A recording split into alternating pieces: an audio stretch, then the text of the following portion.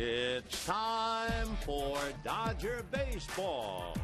Live from Dodger Stadium, KTAL 9 presents the Dodgers as they take on the Atlanta Braves. Hi, everybody, and a very pleasant good evening to you, wherever you may be, here at Dodger Stadium, Game 2 of the 4-game series with the Atlanta Braves. Brandon Beachy will be on the mound for Atlanta, and the Dodgers counter with Hiroki Kuroda. And, of course, in left field, the young phenom from last night, Jerry Sands, will play his second Major League game.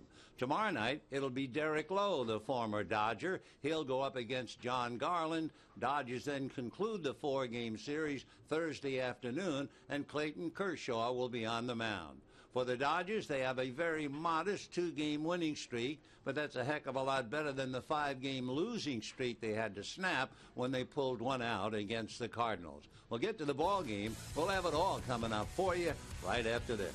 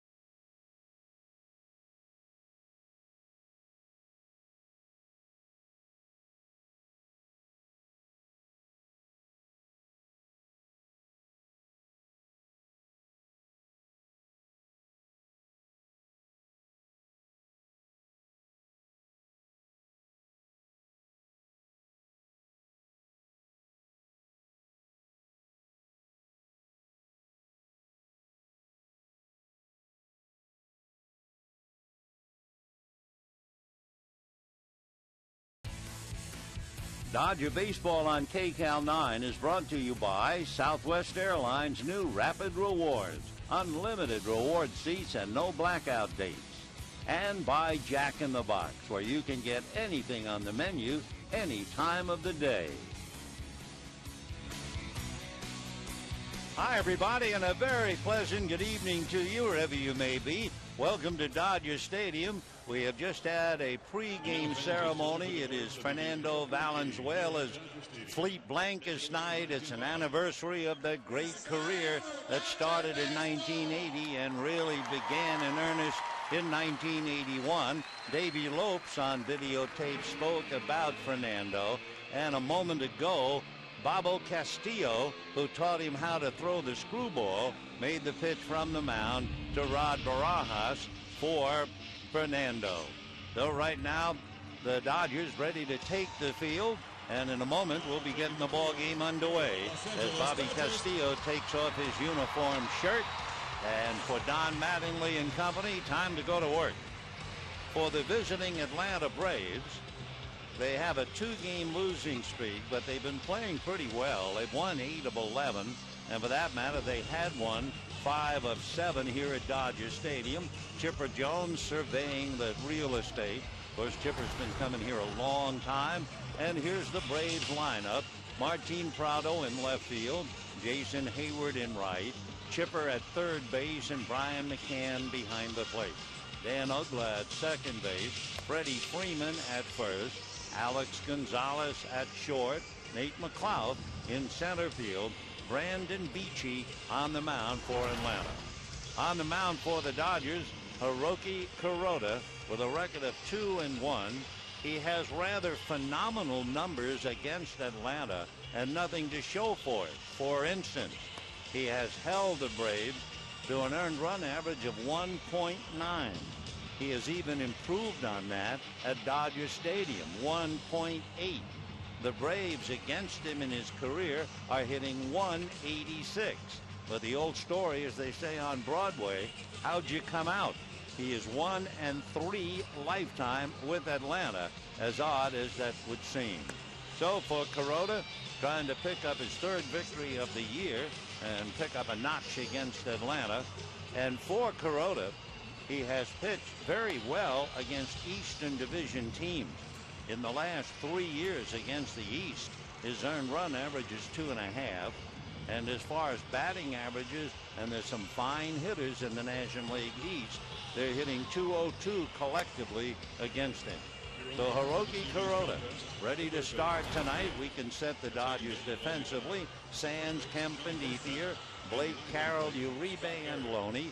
And the battery, A.J. Ellis, gives Rod Barajas a chance to breathe. And on the mound, Kuroda. Out there in left field, Jerry Sands beginning his second game of what everyone hopes will be a very long and successful career. The Dodgers, about 3 o'clock, over 4 hours ago, were practicing bunting against a pitching machine, and all of a sudden we heard Jerry, Jerry. It were the players kidding around with Jerry Sands. No kidding now. Martin Prado starts it off and takes a strike, and the count 0-1. Prado hitting .250. He has a home run, 5 RBIs. He's from Venezuela and was a big Braves fan, even living in Maracay. Hits one to the hole, and just like that, base hit. Now, one of the things that Kuroda has to worry about, the same stuff that bothered Tim Hudson last night, a shaky first inning. So Prado greets him with a single to left, and the batter will be Jason Hayward. And looking at Hiroki's work against the Braves, Hayward is 0 for 5. Prado is 2 for 6. And then Chipper Jones is 333. So it'll be a first inning test for Hiroki as he looks in to get a sign. Prado off the bag at first, just the start of the ball game, and Martin draws a throw and scrambles back. Prado has stolen one, but the Braves are anything but a running team. They have only attempted to steal 10 bases, and they're a break-even 5-5, and of course that's not good. The Dodgers have stolen 15 out of 20. So Kuroda watching. Prado takes his lead. The pitch to Hayward, swung on, ground ball, picked up by Loney, throws down to second, too late. He just did get the tag on the bag, and that removed the force at second. But it was a great stop by James, who had a big play last night on a line drive. He touched the bag with his bare hand, but his throw was offline anyway. So Hayward losing it on a good defensive play by James Loney. Prado now at second, and here comes Chipper Jones. The Dodgers have their Andre Ethier and Matt Kemp, and the Braves have their Chipper Jones and Brian McCann. Collectively, Jones and McCann are hitting .667 with runners in scoring position. Kuroda out of a stretch, delivers. Chipper takes a strike, and the count 0-1. Jones hitting .333 against him. Switch hitter hitting .318 right, .286 left. 2 home runs, 1 hit left, 1 hit right, and Brian McCann on deck. Pickoff play, high throw to Carroll, so no chance for a tag. We're just starting under the lights here at Dodger Stadium. 0-1 the count to Chipper Jones. Jones still a wonderful player and a tower of strength for the Atlanta Braves. Chipper first came up to the Braves in 1993. Here's the strike one pitch on the way to the talented third baseman. Kuroda deals, and it swung on and missed. A high fastball at 91. 0-2 the count to Chipper Jones. Signed by the Braves in 1990, and he was playing in the big leagues by 1993. His biggest year, 1999, when he had 45 home runs and 110 runs batted in. So Chipper, one of the great switch hitters the game has ever seen. He is right up there with Mantle and Willie McGee, Frankie Frisch. Back in 2008, Chipper hit .364. Mantle's finest year, 1957, Mickey hit .365. And time for the moment, A.J. Ellis going out. You could spend a while talking about Chipper Jones. Another thing, he is on the all-time switch hitter home run list. Mantle hit 536. Eddie Murray 504. And Chipper Jones 438. So Chipper, a wonderful player. He will be 39 the 24th of April. So Jones waiting, and the strike 2 pitch is taken very high. Ball 1. 1-2 the count to Chipper Jones. Jones against left-hand pitching, 1 home run. Against right-handers, 1 home run. He had a stretch early in April where he had at least 1 hit and 1 RBI in 5 straight games. Kuroda comes back to him, and it's taken low, a splitter that just missed, and the count 2-2. So he had him set up with some high fastballs, tried to drop that splitter in and just missed. Jones in his career, believe it or not, only 2 points difference in his average. .305 left-handed, .307 right-handed, but far more power left-handed for home runs. .338 to 100. Kuroda at the belt. Another look back at Prado. 1 out, first inning, no score. Hiroki ready. Here he comes, and it is swung on and missed. Fastball down and away. So Jones strikes out, and with 2 out, Prado remains at second base. And the action on videotape tells you that was a splitter, although he threw it pretty hard as the bottom dropped out of it at the last moment. So now Brian McCann. McCann is another powerhouse for the Atlanta Braves. He's the only major league catcher since 1947 to have 4 or more RBIs and a stolen base in the same game, and he's done that 3 times. Brian out of Athens, Georgia. That's the home of the university. The pitch to him is high. Ball 1, 1-0. Brian McCann, left-hand hitting catcher, has piled up a lot of home runs. In fact, in his career, going back to 2006, he's hit 86. He had 21 last year, and he's starting out this year with 2 in the first few games. So Prado is at second with 2 out, 1 ball and no strikes to Brian McCann. Carroll trying to take a step away from Prado, and the pitch is low, 2 balls and no strikes. Brian McCann's dad grew up in upstate New York, was a pretty good infielder, and was actually drafted by the Twins way back in 1974. But he went to junior college, became pals with Buck Showalter, but never played pro baseball again. 2-0 pitch is high, ball 3. They could very well be pitching around McCann with Dan Uggla on deck. Not that Uggla is a walk in the park, but McCann 0 for 8. And we will see now if Kuroda comes back to challenge him 3-0. Hiroki at the belt. Martin Prado at second, 2 out, first inning. Kuroda delivers, and it's high, ball 4. So McCann draws the walk. That puts runners at first and second. And with 2 out, Dan Uggla, Uggla. Every time he plays, I realize we repeat it, but a lot of people coming and going. Uggla is a Swedish name, and it means owl. And if you didn't know anything else about him, you ought to remember this. At the beginning of this year, Albert Pujols is the only other National League right-hand batter to hit more home runs over the past 5 years than Dan Uggla. So 2 on and 2 out. Kuroda delivers, and it's swung on and missed. Going back to when he started with the Marlins in 06, he had 27 home runs, 31 home runs, 32 home runs, 31 home runs, and last year 33 home runs. He's struggling now at 197, but he has still managed to hit 3 with 4 RBIs. Kuroda, a check of his runners at first and second, and the strike 1 pitch is taken inside at the kneecaps. 1 ball and 1 strike. Kuroda, in facing a home run hitter, so far this year has allowed 3, and he's had remarkable success in not giving up a lot of home runs, especially when you realize he is constantly around the plate. Here's the 1-1 pitch to the right-hand hitting Uggla. Dan swings and doesn't get it. 1-2.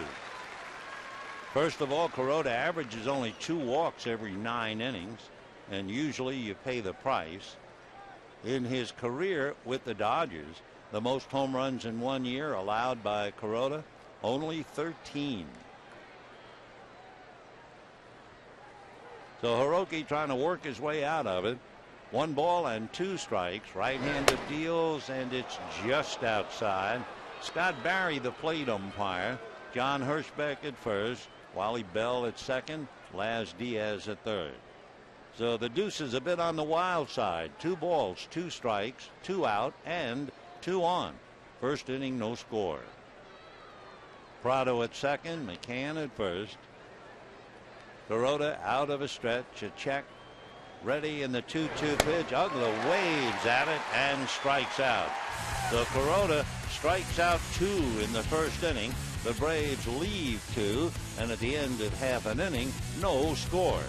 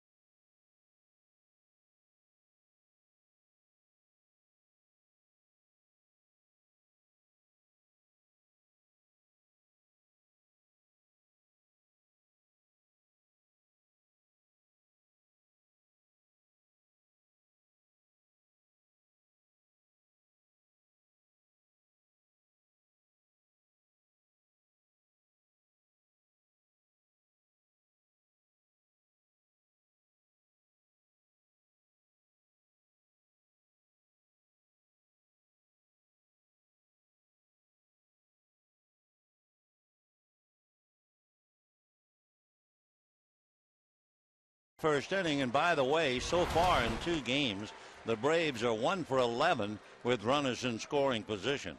Here's the way the Dodgers stack up. Jamie Carroll at shortstop, Casey Blake at third. Then you have Ethier and Kemp. Uribe plays second base tonight. James Loney at first. Jerry Sands hitting 7th in left field. A.J. Ellis, the catcher, and Hiroki Kuroda on the mound. On the mound for Atlanta, Brandon Beachy. He's out of Kokomo, Indiana.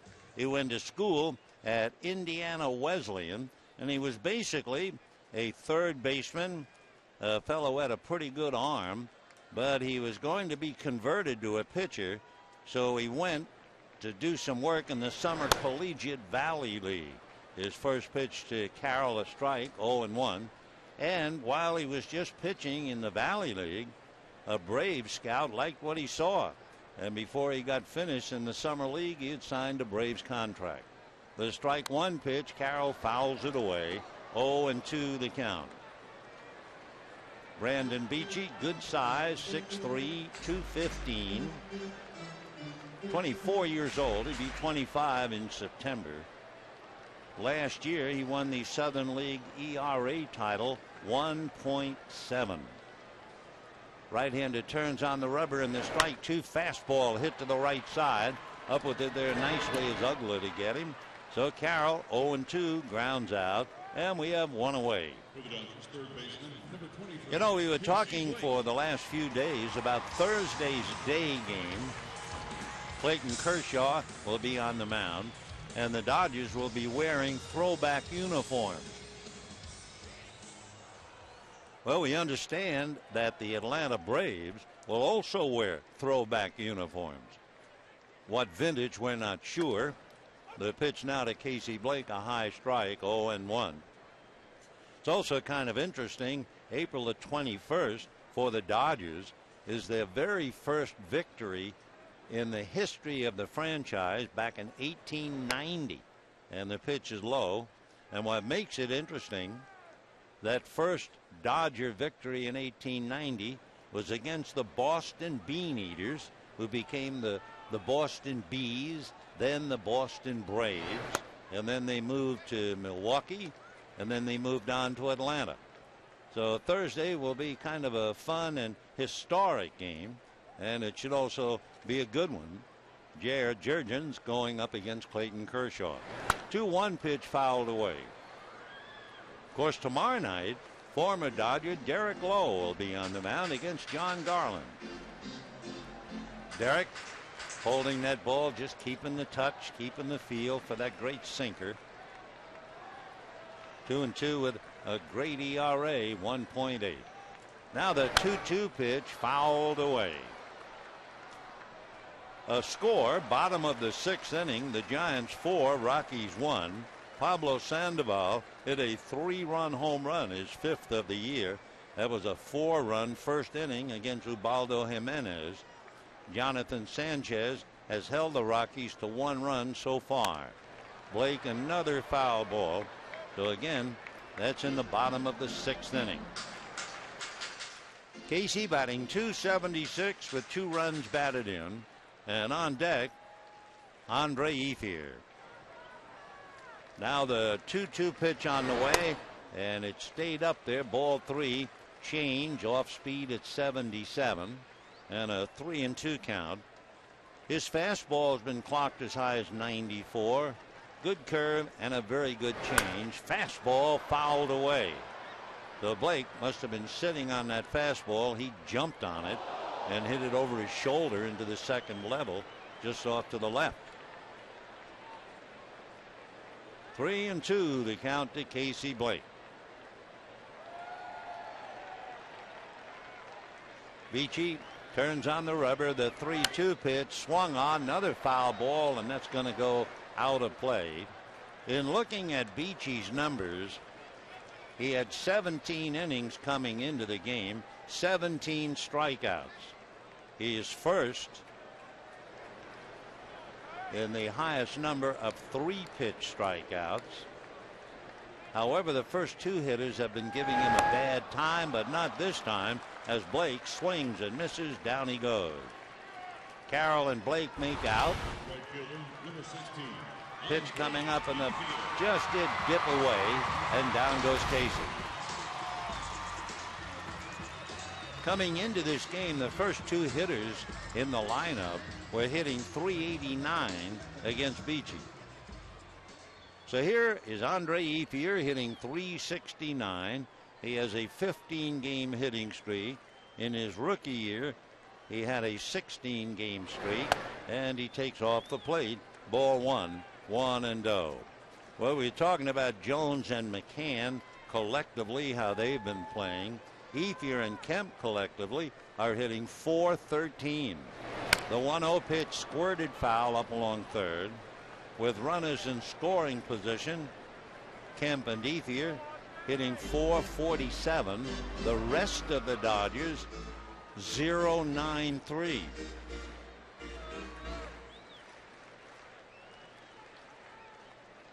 One ball and one strike to Andre Ethier. Beachy works by the way of the first base rubber, and the 1-1 pitch on the way off the plate. Ball 2, 2-1. Braves very high on Brandon Beachy. His numbers aren't. He's 0-1 with an ERA of 5, but they like his stuff and his attitude. 2-1 pitch, whacked to right on the dead run as Hayward reaches up. It gets off his glove. Andre heading for second, and he's in there with a double. And the streak continues at 16. Jason Hayward is a big boy, and on the dead run, reached up and just missed snaring the ball. Went off the tips of his glove. Hayward, as he went back on the ball, stood a good chance of catching it. He's 6'4", but he couldn't quite. So Ethier gets the double, and he has now tied his longest career hitting streak at 16. And here comes the Dodger 1-2 punch. Andre Ethier with a double, and that'll bring up Matt Kemp. And with Kemp, they have the solution. They take the bat right out of his hands, and of course send a wire to Tony La Russa.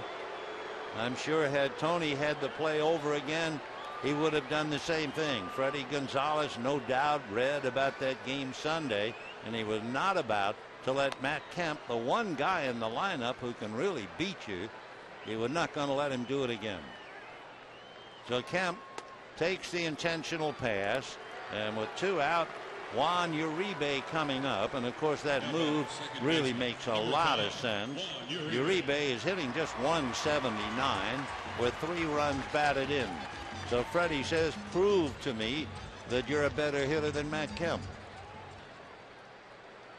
So Ethier at second, Kemp at first, 2 out, no score, bottom of the first inning. Last night, Uribe went 2 for 4, though the first time early in the year he's had more than 1 hit in a game. Right-hander Beachy ready, delivers in there for a strike, and the count 0-1. Dodgers have never seen Beachy before. No balls and 1 strike to Juan Uribe. Right-hander set, and the strike 1 pitch on the way. Uribe looks, another strike, and the count 0-2. On deck, James Loney. No score, each side with 1 hit. We're in the bottom of the first inning. Dodgers threatening. No balls and 2 strikes to Juan Uribe. Beachy set, a look back at second, and the pitch down and away, way off the plate. 1-2 the count. So Uribe trying to get started, trying to pick up Ethier, trying to move Kemp. 1-2.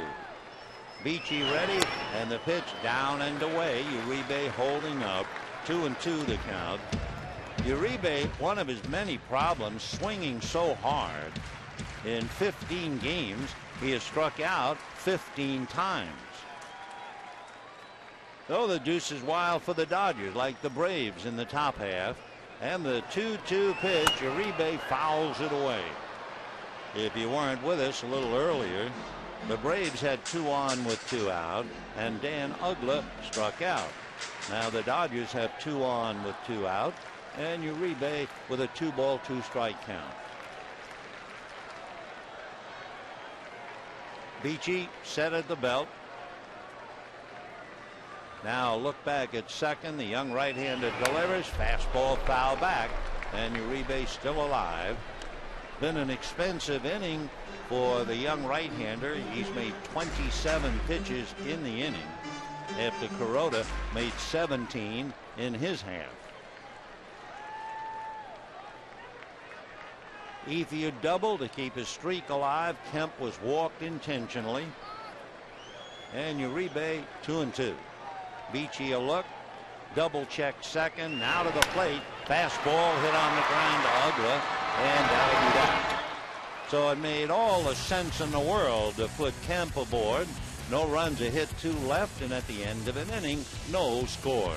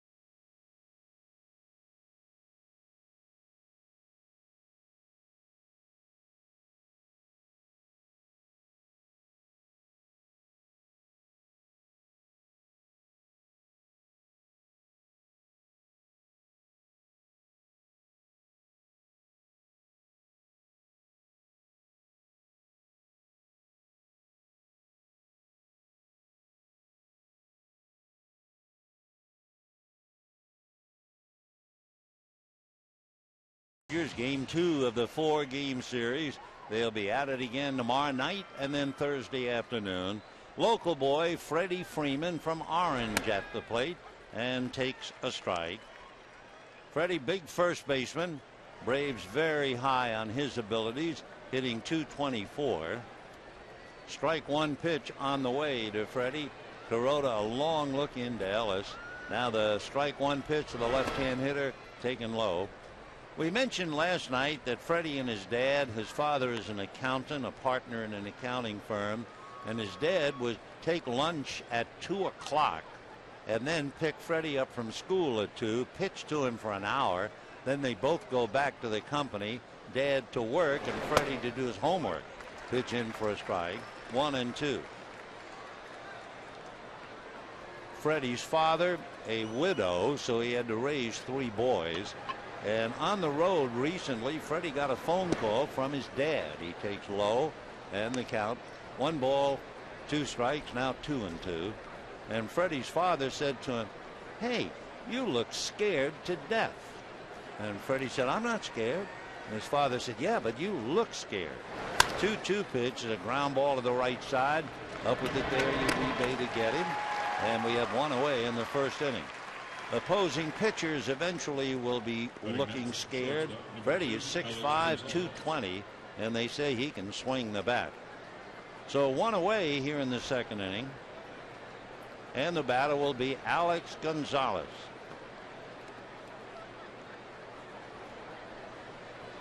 Gonzalez, excellent fielder, wonderful arm, has some power. He has 3 home runs, 4 RBIs, and takes a strike. Gonzalez hasn't played much against Kuroda. He's just 0 for 2. No balls and 1 strike. Alex Gonzalez. Strike 1 pitch, ground ball to third. Blake is on it, straightens up and throws him out. So quickly 2 out here in the 2nd inning. You know, for every weekday afternoon game this year, the Dodgers will offer half-price food and soft drinks. Plus, get to watch the Dodgers in throwback Brooklyn-era uniform. And the first half price Thursday at 12:10. Secure your tickets. Call 866-DODGERS or visit Dodgers.com/throwback. Those blue satin uniforms were really something. Meanwhile, the pitch to Nate McLeod, ball 1. A lot of things happened in last night's game. Tim Hudson threw a ball back of Jerry Sands' head. Here's the 1-0 pitch. Ted Lilly is a great protector. So when Nate McLeod came up, Ted Lilly threw directly behind McLeod's head. And Nate, a big leaguer, hung in and then promptly doubled to right. Here's the 2-0 pitch on the way. Kuroda deals, ground ball to Loney. James taps it over to the bag. A 1-2-3 inning for Hiroki. And at the end of an inning and a half, Braves nothing, Dodgers nothing.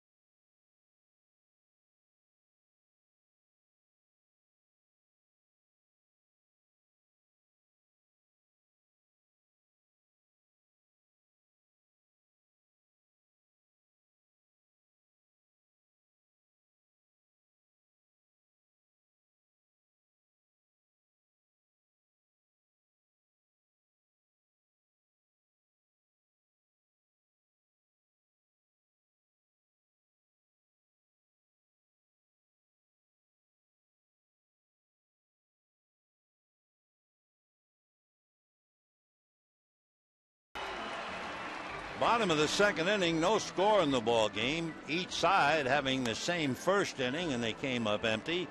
Then the Braves go down 1-2-3, and the Dodgers coming up in the bottom half of the 2nd inning.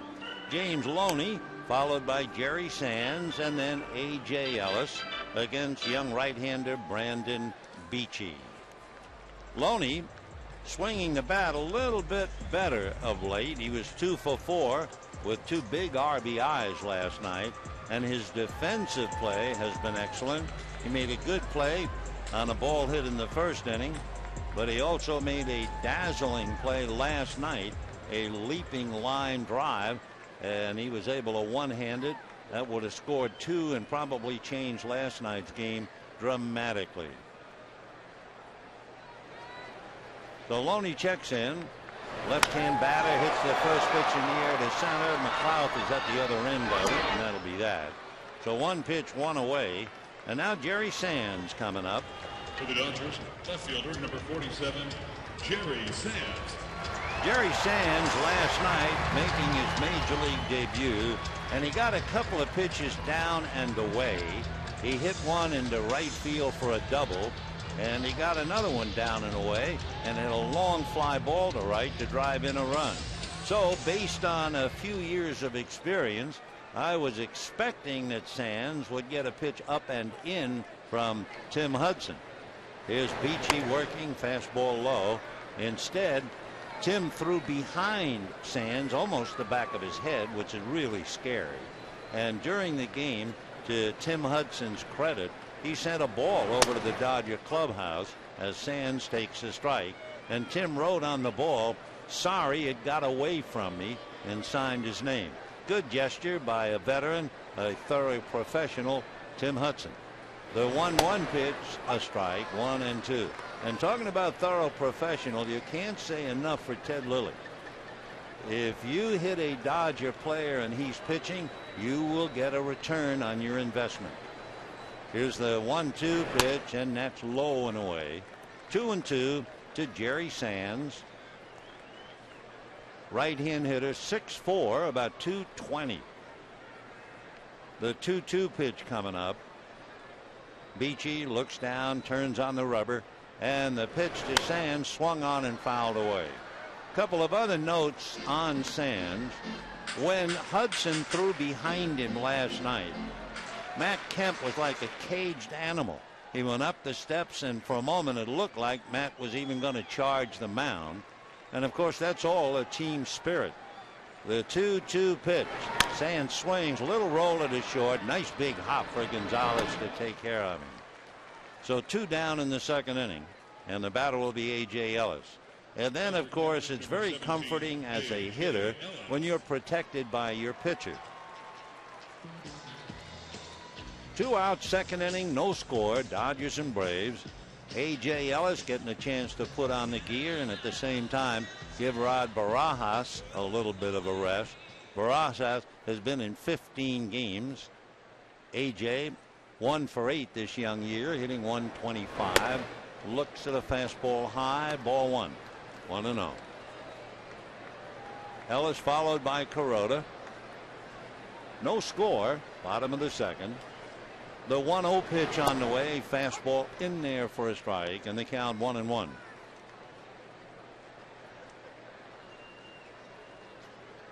Beachy looks down the hill, waiting at the other end.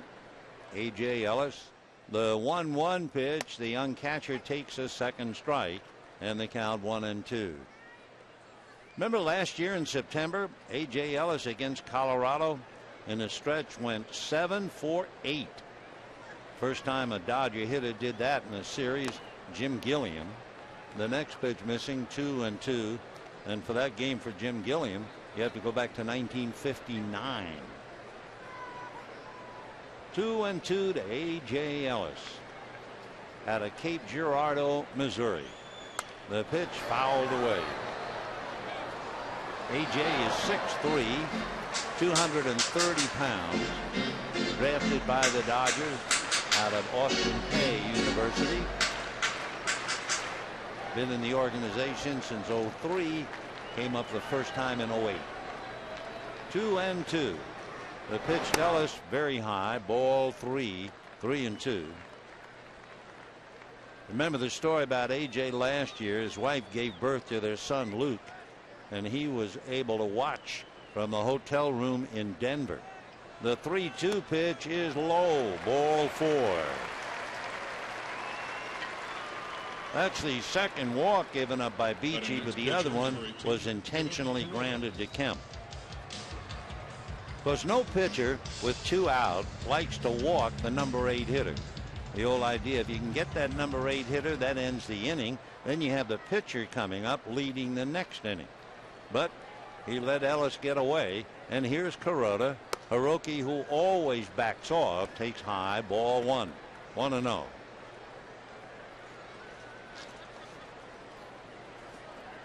Two outs, second inning, no score. Kuroda has 1 hit. The next pitch to him in for a strike, 1-1. 1 for 8. He has struck out twice trying to make contact. Beachy has had 6 previous starts, 3 at home, 3 on the road. That's low. He's 0-2 at home, 0-1 on the road, but his earned run average at home 5.8. His earned run average on the road 2.3. Now the 2-1 pitch on the way, swung on, hit the right field, but Hayward was playing him over there and picks it off. So Kuroda, a fly ball. The Dodgers leave Ellis, and at the end of 2, no score.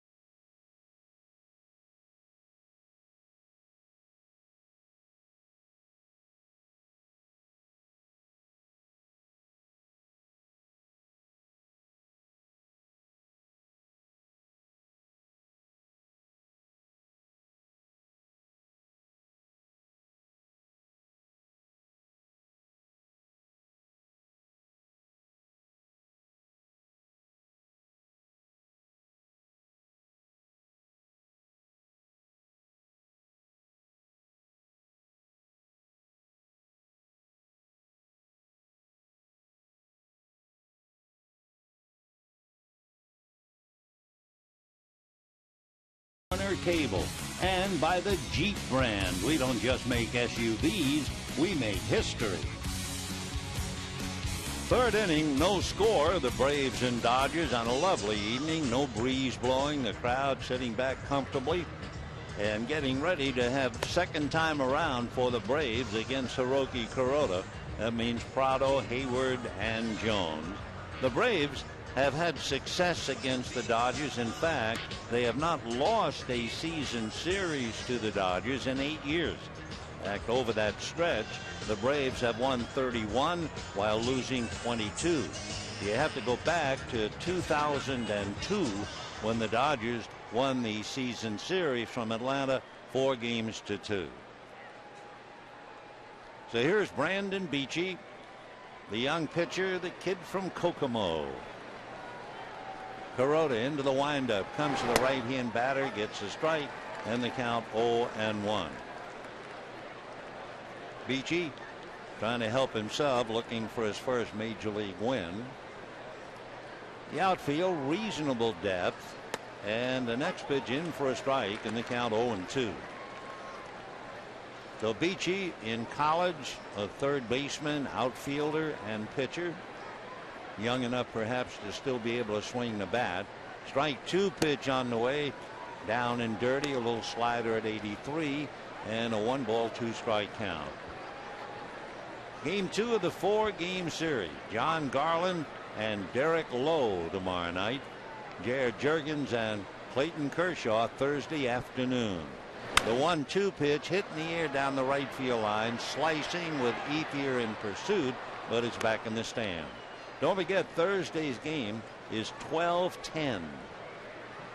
After Thursday's game, the Dodgers hit the road. They play Chicago Friday, Saturday, and Sunday.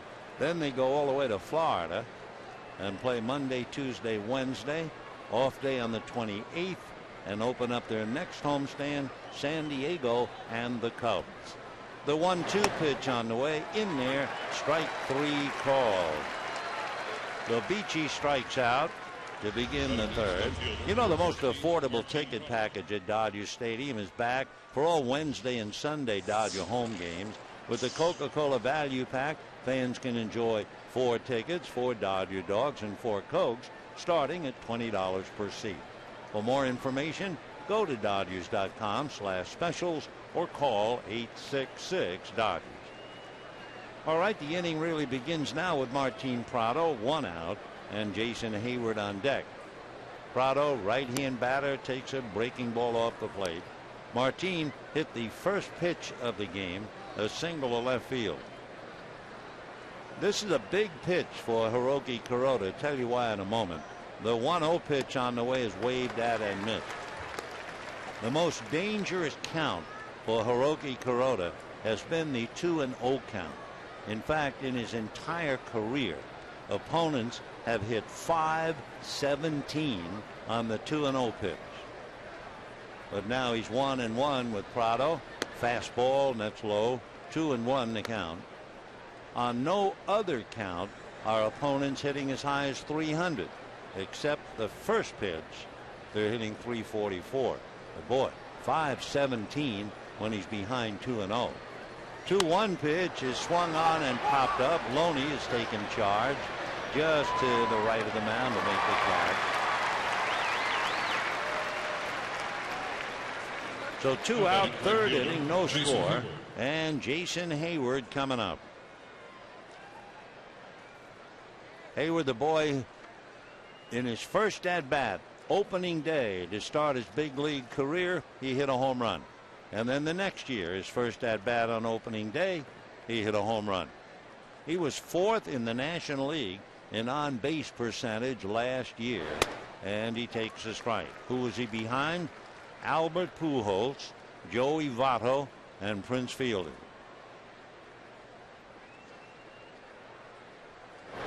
The next one, a big lunging swing and a miss, 0-2.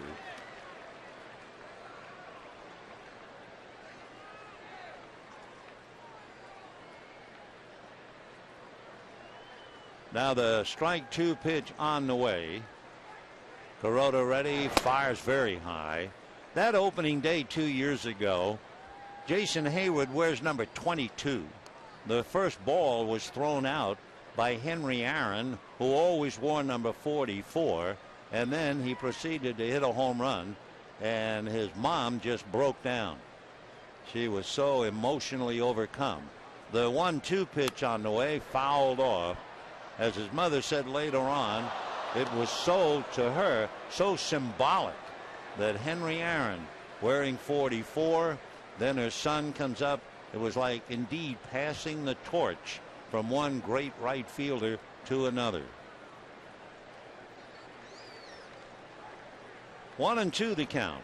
Here comes Kuroda, swung on, ground ball right side, up with it there, easily as Uribe. So a 1-2-3 inning in the third, 7 in a row retired by Kuroda, and at the end of 2.5 innings, no score.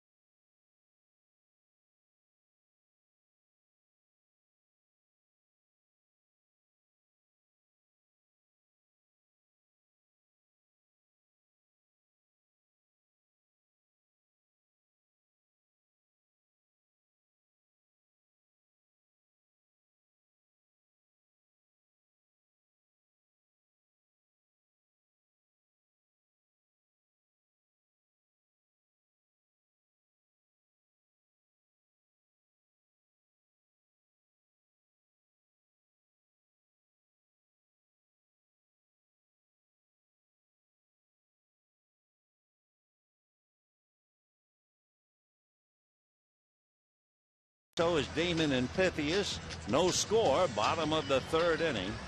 A couple of young boys sitting in the stands, taking in the ball game. Hope you'll be out here with us and enjoy it. Tomorrow night, Derek Lowe against John Garland. Thursday afternoon, lunchtime here, 12:10. Clayton Kershaw against the Braves. Jamie Carroll, then Casey Blake and Andre Ethier. And Beachy's first pitch is high and away, ball one, 1-0. Carroll grounded to the right side in the first inning. 1 ball and no strikes. Fastball up and away. 2-0 to Jamie. Doing a tremendous job at shortstop with Rafael Furcal sideline, and Carroll hitting .333. And Rafael itchy to play, but he can't. The next one high, ball 3. The figure Furcal was hit during the Giant series around the 13th of March. Excuse me, 13th of April, and they were saying 4 to 6 weeks. So you can do the math and see when you might expect Furcal back. It'll be a while. Meanwhile, 3-1 the count of Jamie Carroll. And he takes another strike, and the count goes 3-2. A couple of Indiana boys going head to head here. Jamie Carroll and Brandon Beachy. 3-2 pitch, swung on, pulled foul outside of third down the line. Jamie doing well during this homestand, hitting .313.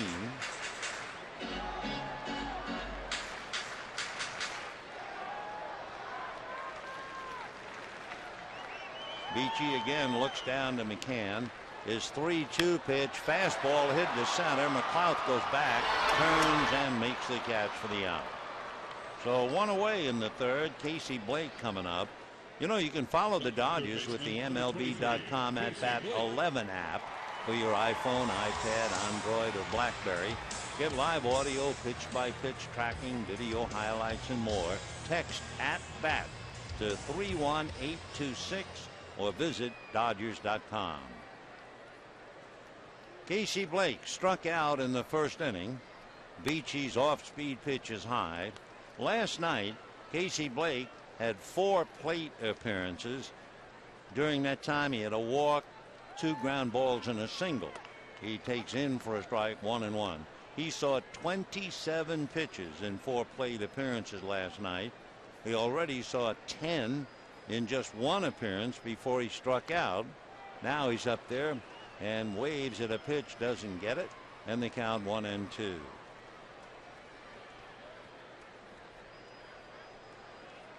Andre Ether waiting on deck. 1 out, bases empty in the third. No score. Beachy turns on the rubber. Brandon delivers. Fastball high. So it's at least 4 more pitches for Casey to give him 14, and he'd not finished.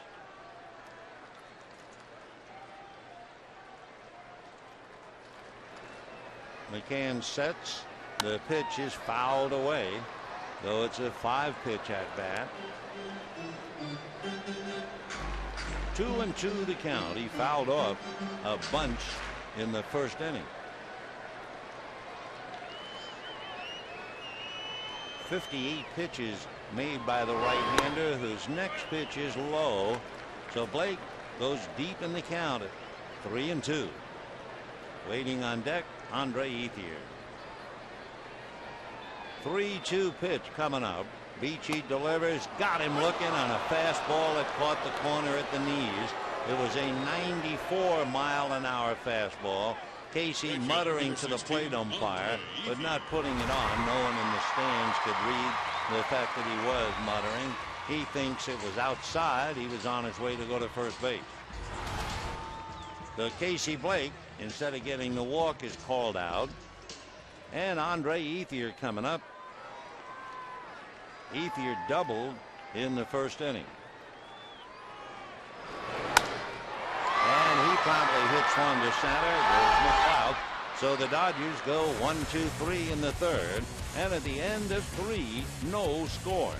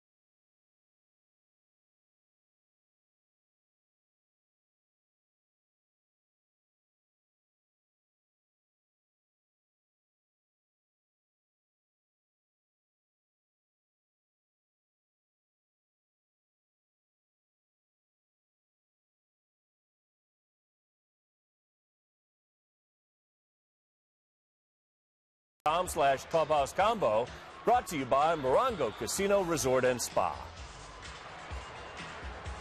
4th inning, no score in the ball game. Each side with 1 hit. Hiroki Kuroda and Brandy Beachy. Chipper Jones will start it off. Chipper, switch hitter, batting left-handed, batting .293, and ball 1. Chipper Jones began his career under Bobby Cox. And throughout his career with Bobby that ended for Cox last year, Chipper hit 436 home runs. Foul back. Albert Pujols and Tony La Russa together 412. Andre Jones and Bobby Cox 368. How about Mickey Mantle and Casey Stengel? 320. 1 ball and 1 strike. Bounce that. Ball 2. 2-1. Chipper, born in Florida, lives in Texas, grew up in Jacksonville, and they tell me an accomplished wide receiver in high school. But he was groomed for baseball, especially by his dad, Larry. 2-1. And line to left coming up is Jerry Sands. That's probably as tough an out as an outfielder can get. That line drive right at you. You have to make up your mind right away. You're going to come and get it. And Jerry didn't hesitate. That ball was hit right on the screws. Line drive, and there's Sands. Last night he lost the ball in the lights, still made the catch. So 1 away here in the 4th. Brian McCann, who walked in the 1st inning, checking in. Ball 1.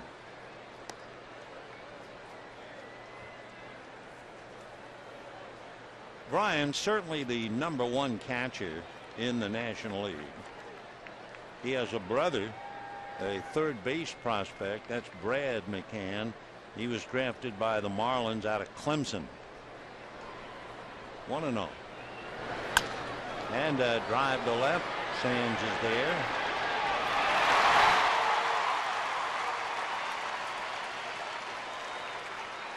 So a couple of fly balls, but one more of a line drive than anything else. We have 2 out in the 4th, and Dan Uggla coming up. Uggla struck out with 2 on in the 1st inning, so he's fighting it, hitting 194. You know, the bad weather that's been going on started with Oklahoma, Texas, Mississippi, Tennessee, then worked his way up into the Carolinas and as far north as Virginia, causing havoc. Well, it stepped into the baseball schedule tonight. They were telling the fans in St. Louis about 20 minutes before the scheduled first pitch that there was a severe storm that set off a tornado siren. Well, would you believe it? Despite the forecast, the grounds crew watered the infield. Don't quite understand that, but they did. And what happened? The sky fell down in St. Louis. That's ball 2. Heavy rain reached Busch Stadium about 20 minutes after the scheduled start. They say hail came down so hard, some small cubes went right through the roof of the press box. 2-1. Right. They say that thousands of fans stayed in their seats even after the tornado warning siren sounded, and then they ran up the aisles to relative safety. Well, anyway, after it was all said and done, they postponed the game, the Cardinals and the Washington Nationals. Isn't it amazing how people will do that? They will sit in the seats and they're telling you here comes a tornado. It's like guys who go out on the rocks right in the ocean to see the big waves. Amazing. 2 out, 4th inning, no score.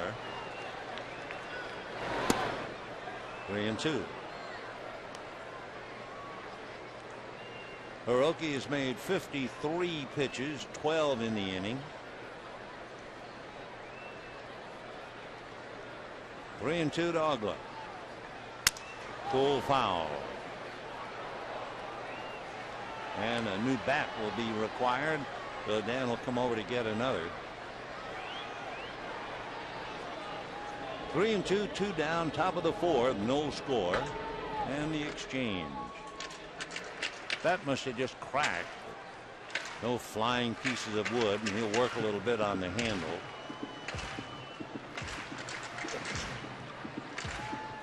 Dan Ugla. Dan 5'11", a well-packed 200 out of Louisville, Kentucky. Went to the University of Memphis and lives in Columbia, Tennessee. 3-2.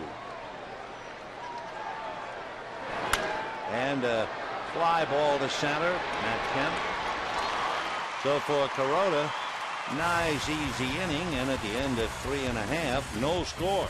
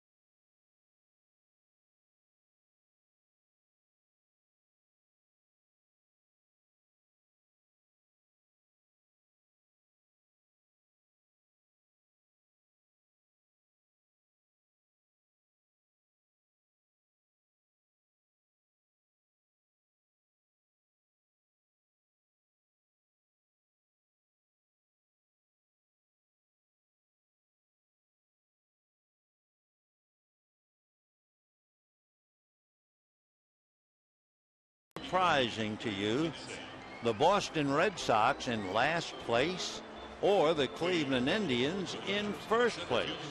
Text your answer to 86212 on your cell phone. All you have to do, I guess, is match up the payrolls. Tonight, the fleece blanket in honor of Fernando Valenzuela. Very attractive blanket worn by some ladies. Kemp, Uribe, and Loney. No score. Brandon Beachy on the hill. Strike. They walked Kemp intentionally with Ethier at second and 2 out in the first inning. Matt hitting .459. So many of them clutch base hits. In there. 0-2. Kemp last night singled to drive in a run in the first inning.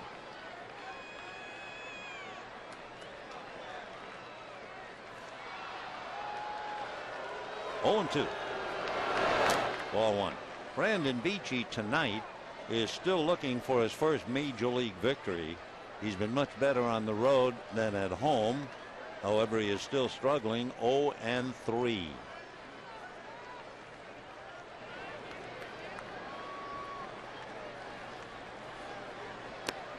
2-2. It's also Beachy's 7th career start. Of the previous 6, he's had 5 against his own division, the National League East, 3 against the Phillies, and the other against the Milwaukee Brewers. So this is his first shot at the West. Check swing. They look. No swing, says John Hirschbeck. 3-2, the count to Matt.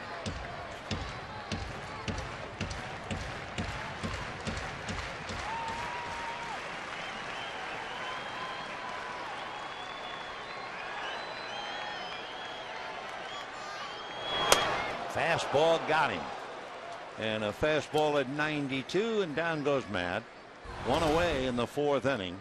And the 3rd strikeout for Brandon Beachy. So now Juan Uribe came up with 2 on in the first inning and grounded meekly to second base. So Uribe really struggling with his new club, hitting .175.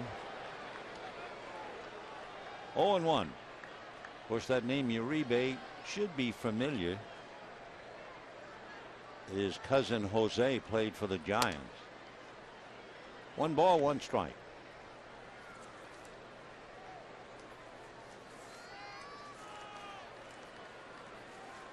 No score, bottom of the 4th.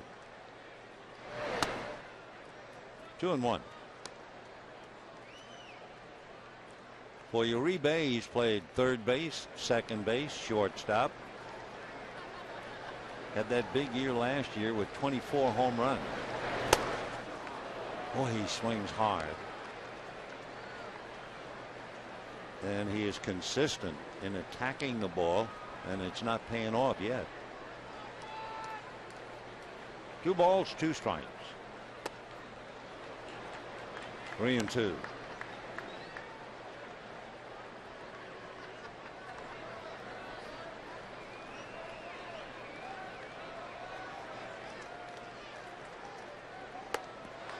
And a fastball puts him down. 92.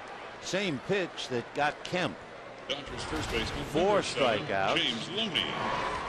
High fastball up around the letters. So Uribe, by striking out, has now struck out 16 times in 16 games. And here's Loney. Fly to center, second inning. No runs, 1 hit, no errors for each team. Good fastball. That was 93.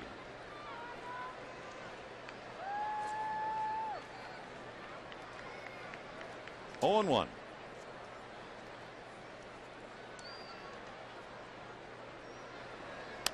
Fouled off. 0-2. Beachy throwing as hard now as he has tonight. He's gone right up the ladder. 92 to strike out Uribe and Kemp. First 2 pitches to Loney, 93 and 94. 0-2. Off speed, 1-2. He dropped from 94 to 77. Brandon, 6'3", 215, 24. Kokomo, Indiana. Missed with that fastball. There's 95. So he's gone right up the ladder. That's about as hard as he can throw, I believe. 2-2. And he took something off at 79, and Loney way out in front of it. So all Brandon Beachy did is strike out the side. No score.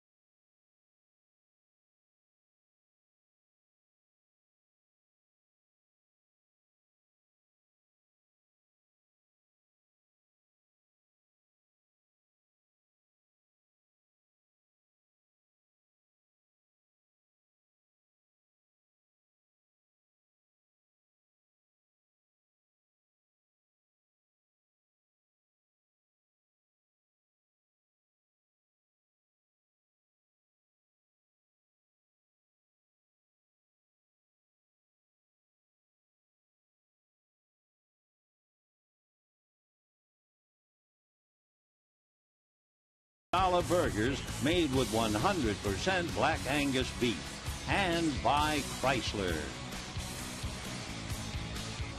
No score, 5th inning, each side with 1 hit. Freddie Freeman, left-hand hitting first baseman, then Alex Gonzalez and Nate McLeod.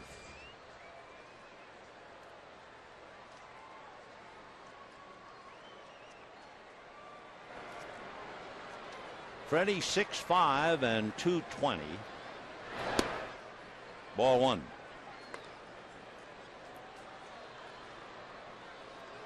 He was the minor league player of the year for the Braves, 2008. Sound like he cracked it? Indeed he did. The Freddie will have to get another one. Last year, Freddie Freeman became the first Braves farmhand to win the International League Rookie of the Year honor since Chipper Jones. That got everybody's attention in Georgia. He led the league with 147 hits, tied for second in batting average, had 35 doubles, 55 extra base hits. 1-1. And a drive to right, hooking down the line, foul. 1-2 the count to Freddie.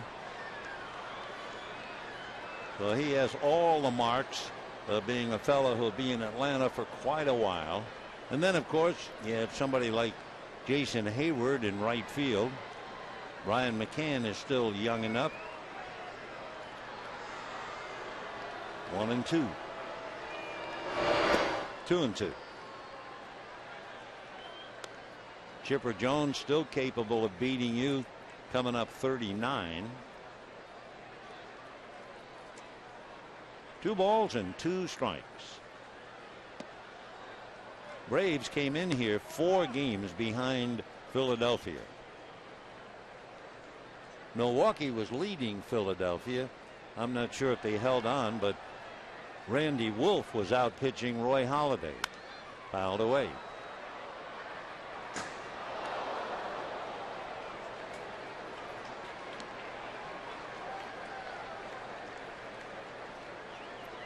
Three and 2 to Freddie Freeman.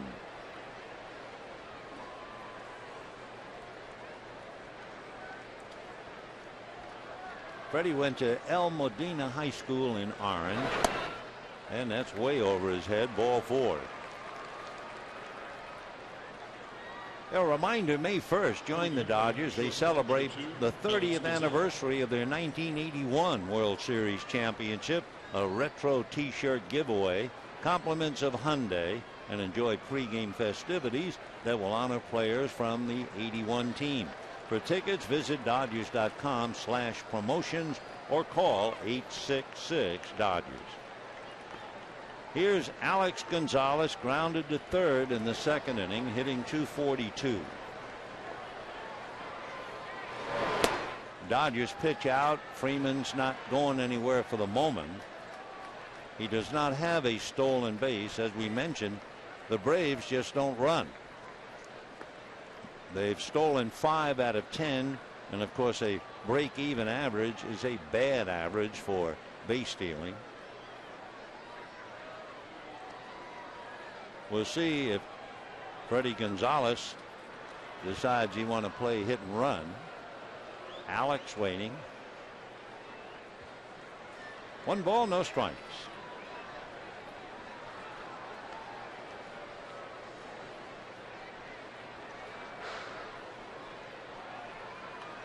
One and 0. Freeman looking across the diamond. Brian Snitker in the third base coaching box. Terry Pendleton coaches at first for Freddie Gonzalez. 1 ball and no strikes. Freddie not going. 2-0. Now remember that note we gave you earlier. The really bad count for Hiroki Kuroda. 2 balls and no strikes in his career. The opposition is hitting .517 against him on this count. Gonzalez 3 home runs, 4 RBIs.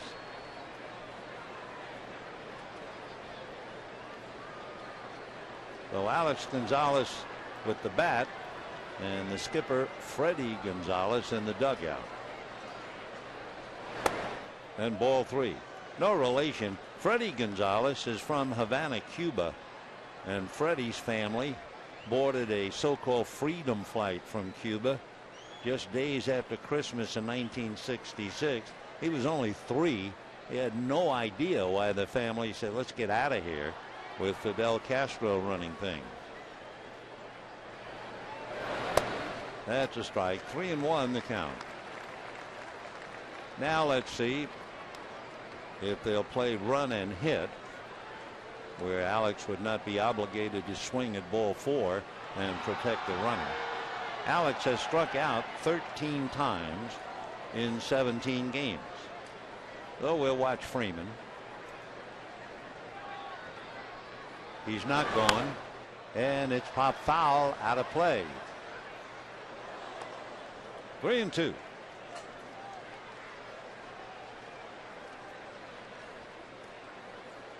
So he wasn't going 2-0, 2-1. Didn't go 3-1. Now let's see if they run him 3-2. Freeman stole 6 bases in the minor leagues, the International League. So maybe he runs pretty well. He's 6'5", 220. Well, let's see. There he goes. And it's ball 4. So Gonzalez throws the bat away. Down to second base goes Freeman. So now head scratching time for the Dodgers. Back-to-back walks from Kuroda. That would be the 3rd walk given up by Hiroki.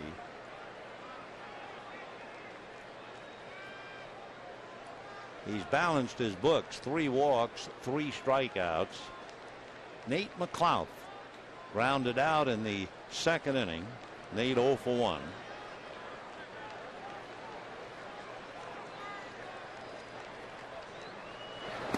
And ball 1. So suddenly Hiroki struggling. Remember, he averages about 2 walks a game. So you see him starting to fall behind, walk. You know, he's fighting it. Nate McLouth is about 5'11", but he bends over at the waist and knees. Out of Michigan. 1-0. Comebacker. Brody to his shortstop, almost to both men, and they get the double play. Uribe and Carroll both went to the bag, and it was a question who was going to catch it. Watch this. Who is it? Well, it was Carroll. Meanwhile, Alex Gonzalez did not want any part of that throw. If we could have a second and take another look at Carroll's throw, take a look at Alex Gonzalez. Right now, Freeman is at third, 2 out. Here's Beachy. And a little ground ball to Uribe. And Hiroki's out of the jam. Take a look as we go to break. Watch Alex Gonzalez on the right side. Down he goes. He doesn't want any part of being in the way. No score.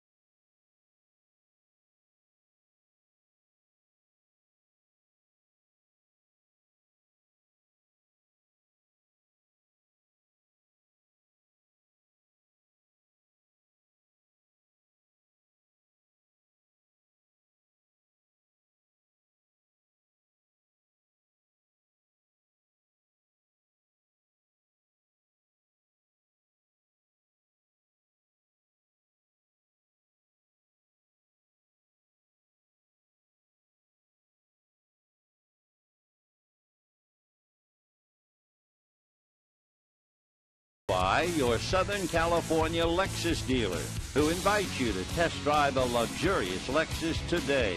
Visit Lexus.com. Remember our text message, which asked which start is more surprising, the Red Sox in last place or the Indians in first place? Well, so far, 64% of you are more surprised that the Cleveland Indians are in first place rather than the Red Sox in last place. Text your answer, 86212 on your cell. Be fun to get your thinking. Hiroki Kuroda making 16 pitches. And interesting what happened, he made 13 pitches when he walked Freeman and Gonzalez. And then he made only 3 pitches on the double play with McLeod, and then to get Beachy. So it turned out to be a reasonable inning. He made 16 pitches.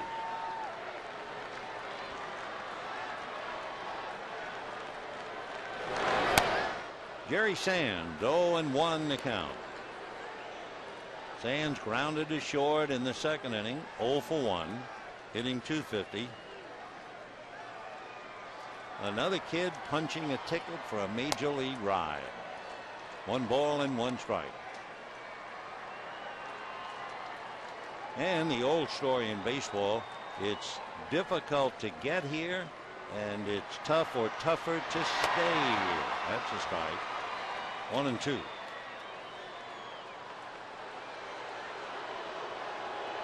No score. We're in the bottom of the 5th inning.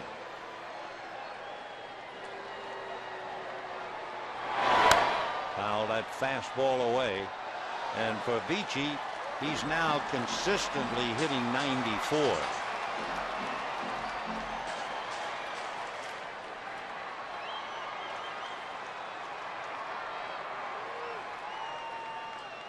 Breaking ball hit foul.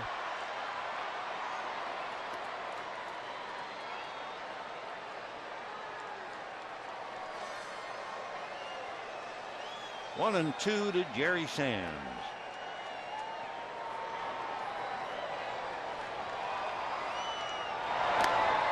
You know, a little while ago in talking about the Red Sox and the Indians, we mentioned all you have to do is look at their payrolls. 2-2.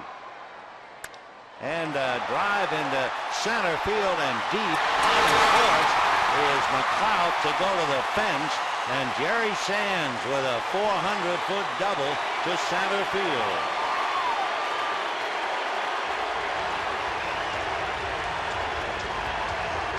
Well, he has 2 hits in the big leagues. They're both doubles, 1 to right, 1 to center. Number 17. And the batter now will be A.J. Ellis. Take another look. He's got great power. And this one over the head of McLeod, the one hopper to the wall. So no score, 5th inning. Sands at second. Ellis, Kuroda, and Carroll trying to pick him up. We're talking about the payrolls. The Yankees payroll $202 million. That's going to go down the line, slicing as it goes foul and out of play. The Yankee payroll is $202 million. The Cleveland Indians payroll $49 million. The Boston Red Sox payroll $161 million.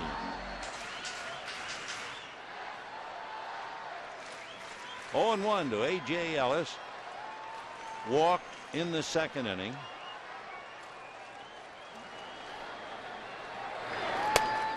Good fastball. 0-2.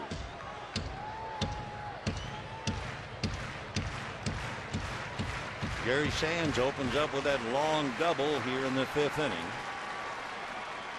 No score in the ball game. No runs, 2 hits for the Dodgers. No runs, 1 hit for the Braves. And down goes A.J. Breaking ball got him. 5 strikeouts for Beachy. And now Kuroda. Pitcher number 18, Hiroki Kuroda.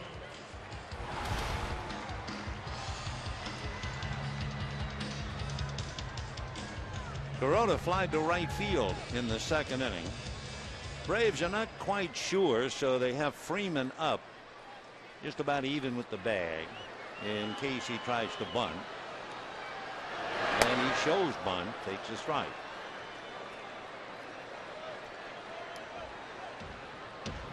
Beachy is throwing hard. He's also made 89 pitches. He's had 7 3-ball counts, but he struck out 4 of the 7 batters on 3 and 2 pitches. Fouled away.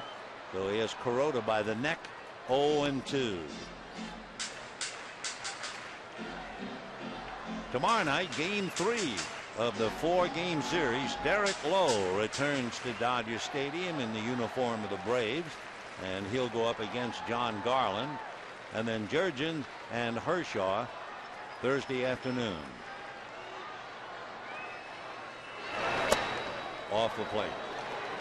And that, for the second time tonight, he hits 95 on the gun.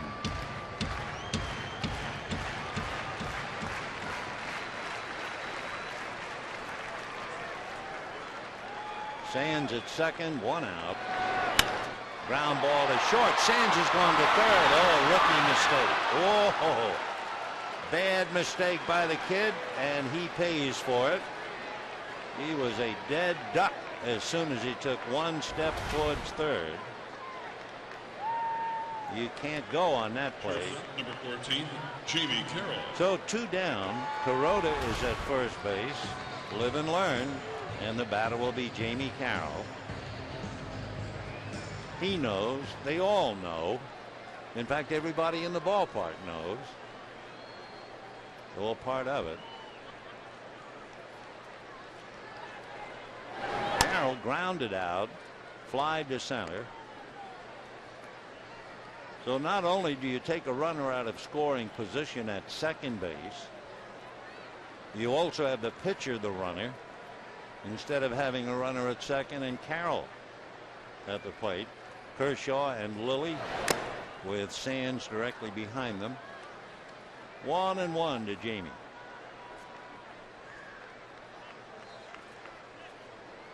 Carroll hitting .327. Quite a ball game. No score. Bottom of the 5th inning. Time.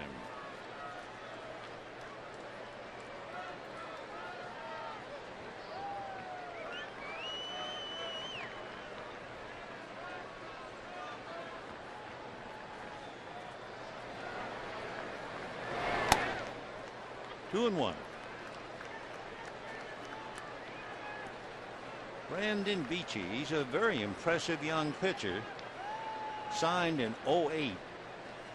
Pitched briefly 3 games in the big leagues last year. He looks like he'll be a fixture for the Braves all this year. Fastball jumps in again, 94. 2-2. You know, the pitching coach, the coaches all use that expression about the ball coming out of his hand. And of course, what they really mean, effortless delivery. 2-2. They're not holding Kuroda. They don't expect him to do any running.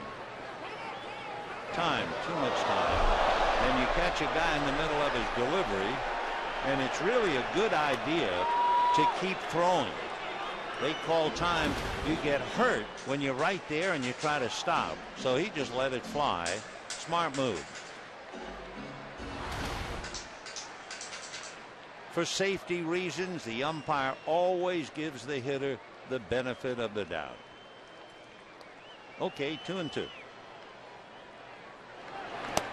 Ball 3. So this would be the 8th 3-ball count that Beachy has had. His pitch count has moved up. He's now made 97 pitches, and Casey Blake waits on deck. Big pitch. Kuroda will be jogging. Fouled away.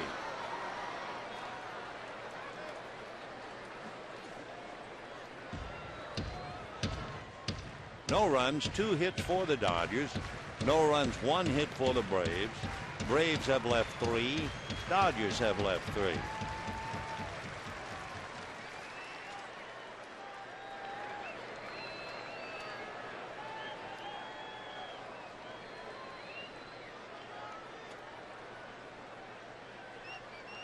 Fastball fouled away. So Janey just keeps battling. 3-2.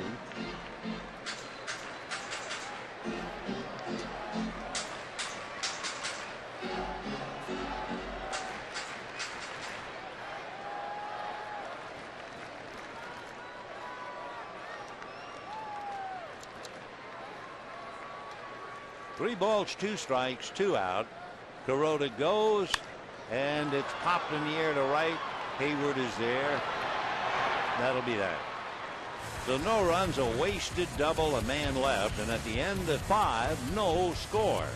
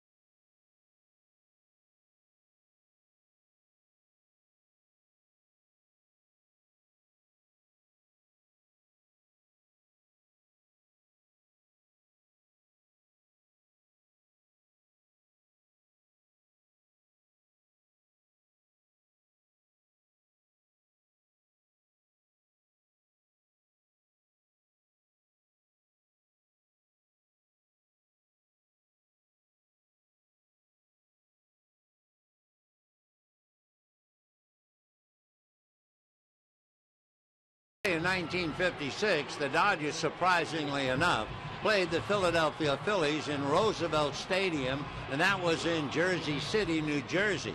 In that game, Roy Campanella got a base hit. It was the 1,000th hit in his major league career. The Dodgers played one game with each team in the National League. That's the old days when there are 8 teams making up the league. And with that, let's go back to this one. Number 14, Martin Prado.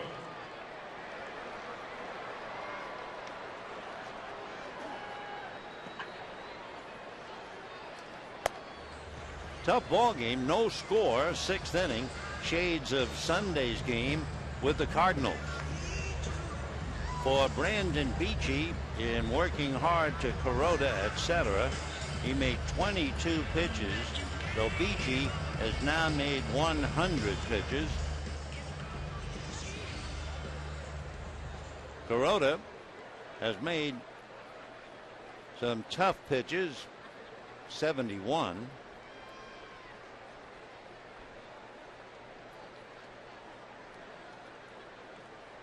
Prado, Hayward, and Jones in that order. Right.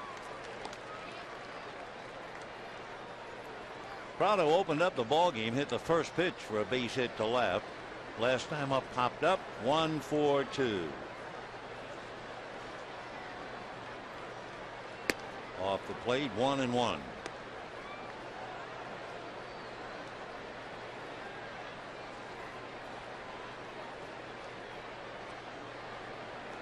Martin batting .257 and a drive to left, and he got all of that. Going back to Sands, but this one in the stands. So Martin Prado hits his 2nd home run of the year, and that breaks the scoreless deadlock as the Braves take a 1-0 lead. Prado had 15 home runs last year for the Braves, so he has some stock, and he got a breaking ball and hit it out.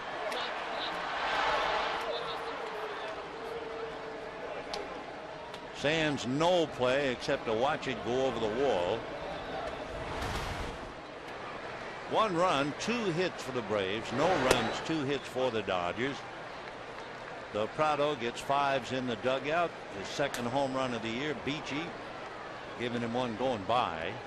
Hayward up there 0-1.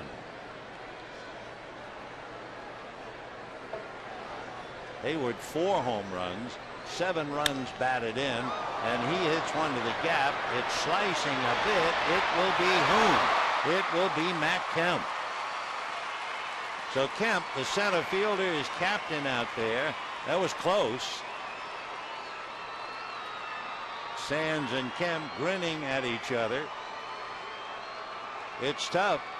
It's like being a dance team out there, and this is only Sands' second game. Holler and I got it, and Kemp said, no, you don't. And Sands tripping over Matt's foot. 1 away in the 6th inning. 1-0 Braves. And now here's Chipper Jones.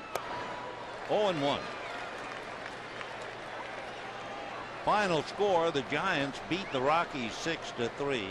Pablo Sandoval greeting Jimenez coming off the DL with a 3-run home run in the 1st inning. Aubrey Huff later hit a 2-run home run against Franklin Morales. Jonathan Sanchez gave up only 2 hits over 6 1/3. So 6-3 Giants. Brian Wilson got the save. So the Giants, after a bad beginning, losing 3 out of 4 here, are starting to move. They are 2 games back of Colorado. They've won 8 of their last 11. 2-2 to Chipper Jones. In the Milwaukee Philadelphia game, Randy Wolf pitched 6 innings of 2-hit shutout ball at Philadelphia. Roy Halladay gave up 6 earned runs. Pop fly back a third down the line. It's Carroll. 2 out. The batter will be Brian McCann. Ryan Braun hit his 5th home run of the year for Milwaukee, and the Brewers bombed the Phils 9-0.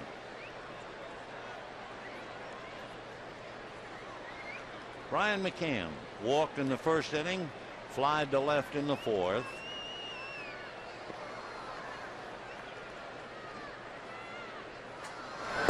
And ball 1.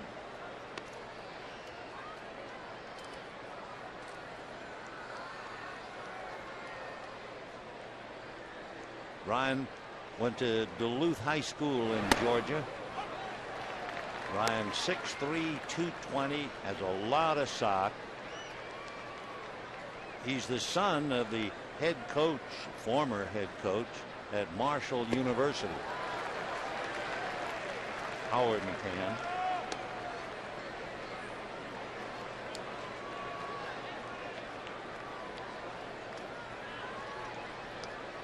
One and 2. Now back. Ryan says his most special baseball memory, he was playing in the 16 and under World Series. His brother was in the outfield. Brian was behind the plate, and his dad was coaching third, and they won the championship. 1 and 2. And he promptly whacks it into center for a base hit.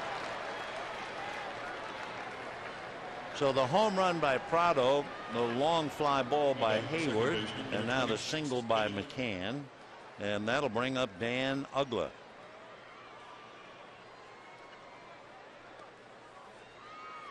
One nothing Braves. 6th inning.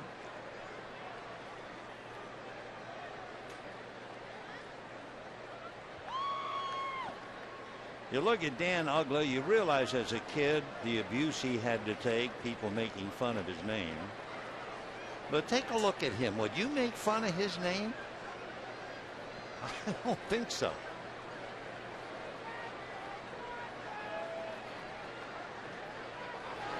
I mean, look at the arms on him. Wow. He's got to be either Dan or Mr.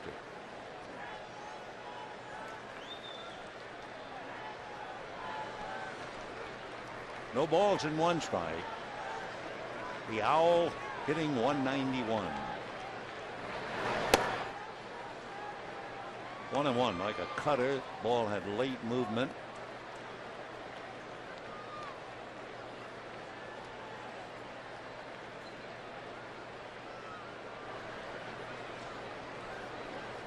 1-0 Atlanta. We're in the 6th.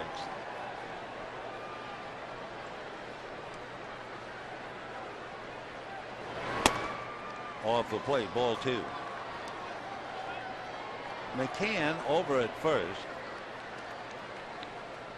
27 years old, stole 5 bases last year. 2-1 to Dan Uggla. And whack that plate. So Dan hits one right on the screws at Casey Blake. 1 run, the home run by Prado. 2 hits, a man left. Into 5 1/2. 1-0 Georgia.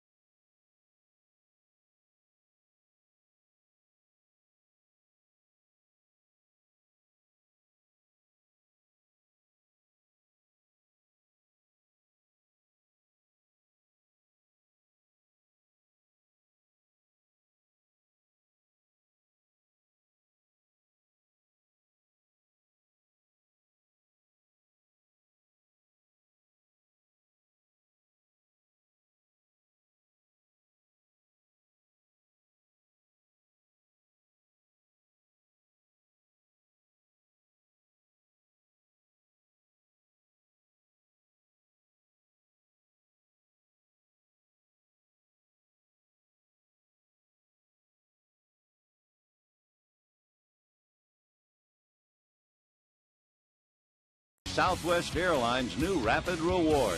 Unlimited reward seats and no blackout dates. And by Sports Authority, the official sporting goods retailer of the Los Angeles Dodgers. Braves take a 1-0 lead as we go into the bottom of the 6th on the wings of Martin Prado's home run. Now trying to come back, Casey Blake, Andre Ethier, and Matt Kemp. Though Prado is the difference, at least for the moment. Casey Blake, meanwhile, has certainly been Mr. Patience at the plate. In 4 plate appearances last night, he saw 27 pitches. In 2 plate appearances tonight, he's seen 17 pitches.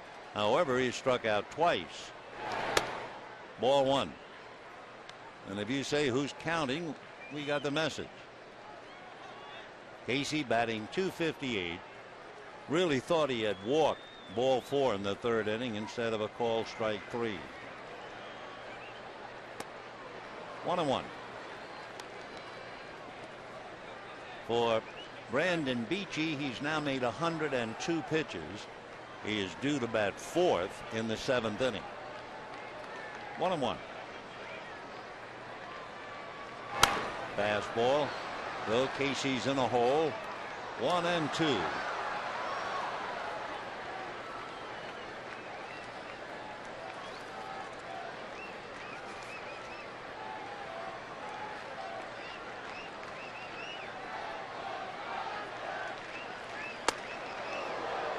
Two and two.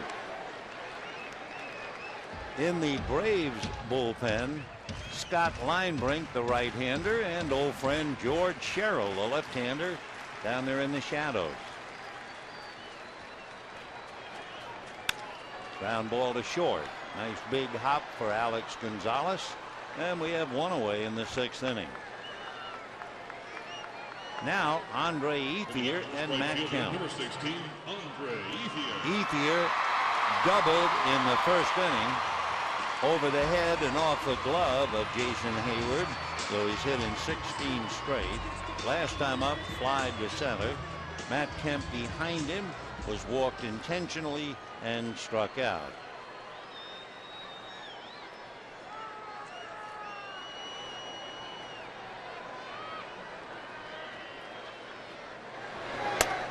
strike. 0-1.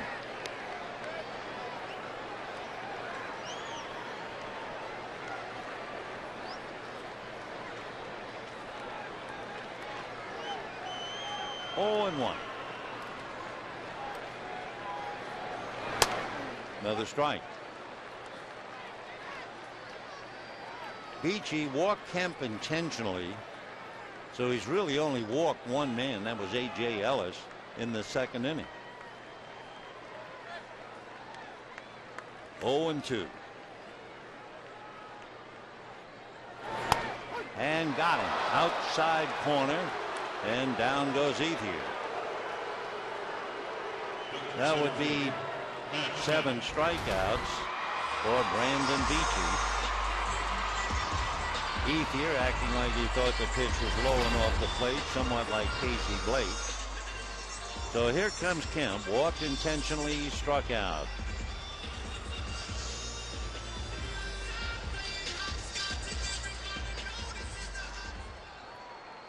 Beachy struck out the side in the 4th inning, though he has 7 as Matt checks in, hitting .452.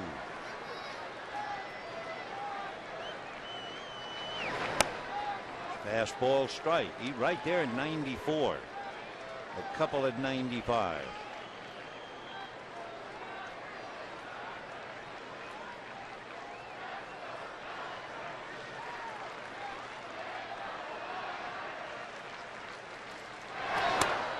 Off the plate.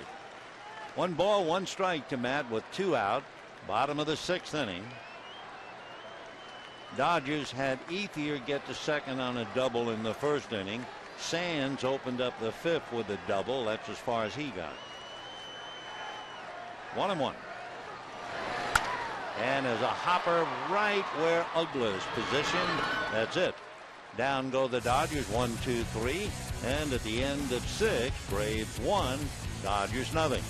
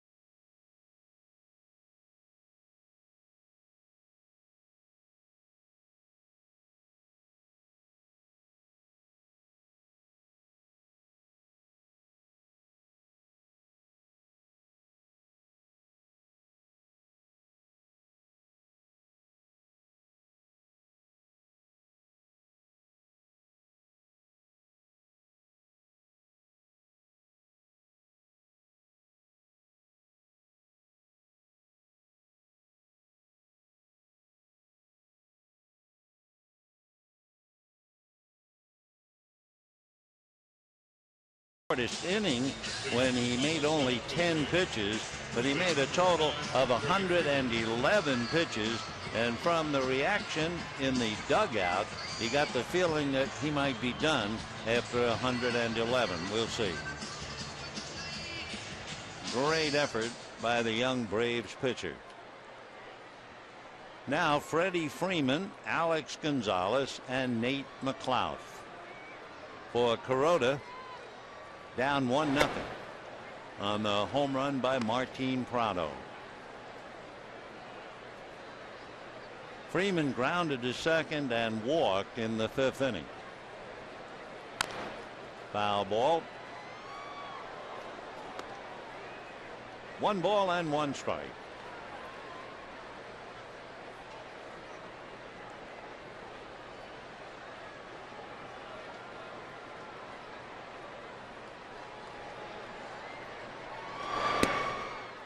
Two and 1 to count.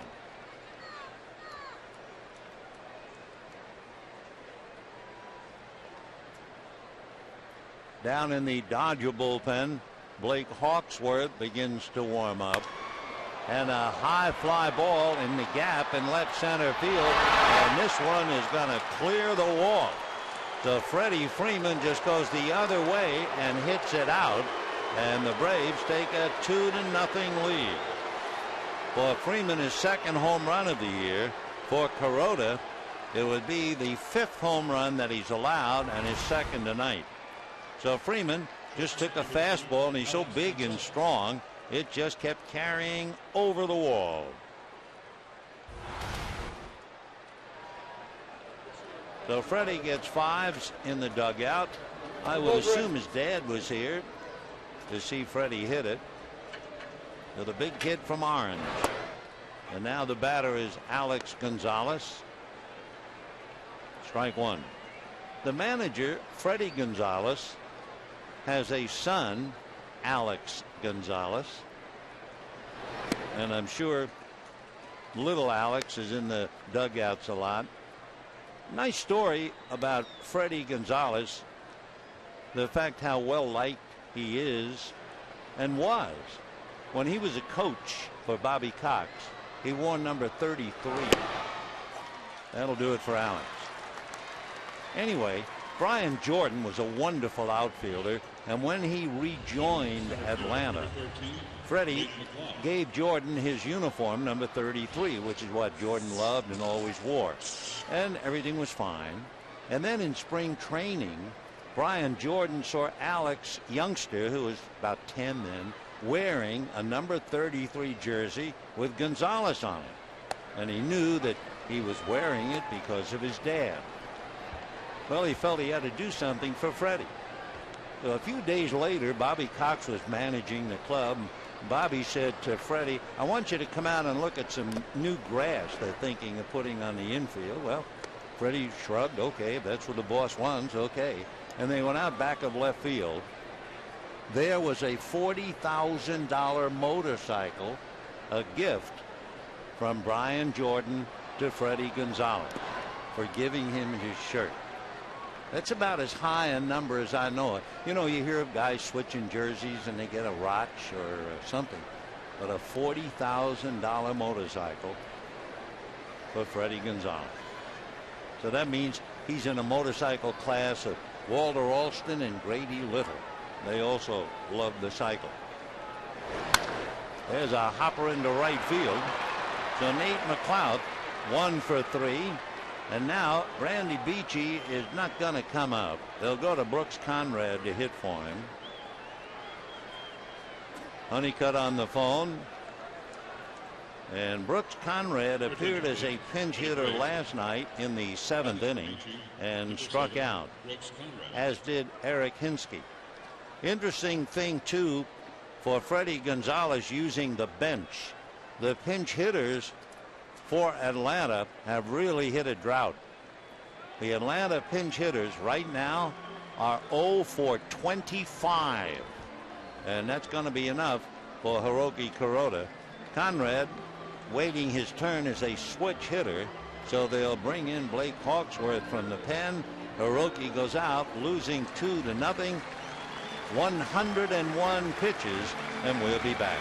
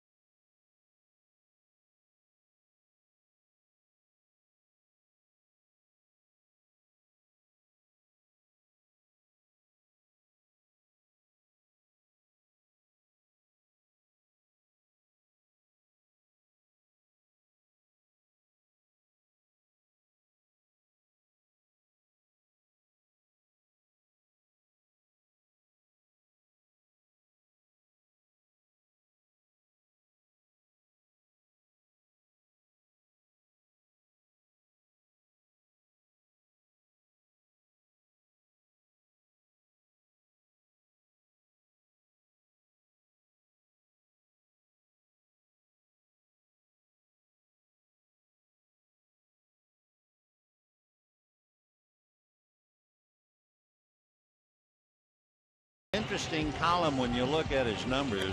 The fact he walked 4 in 6 1/3. Remember, he's a fella who averages walking 2 for 9 innings.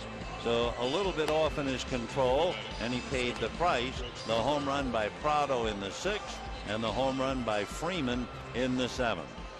So he goes out and Blake Hawksworth picks up. Another thing for Hiroki to think about as Hawksworth tunes up, both home runs were leadoff. The count to Prado was 1-1, and the count to Freeman 2-1. So that belies that fact we gave you earlier. At least it wasn't that dreaded 2-0 count when he is punished the most. All right, McLouth is at first. Switch hitter Brooks Conrad coming up. Brooks out of San Diego, lives over in Arizona. In fact, went to Arizona State.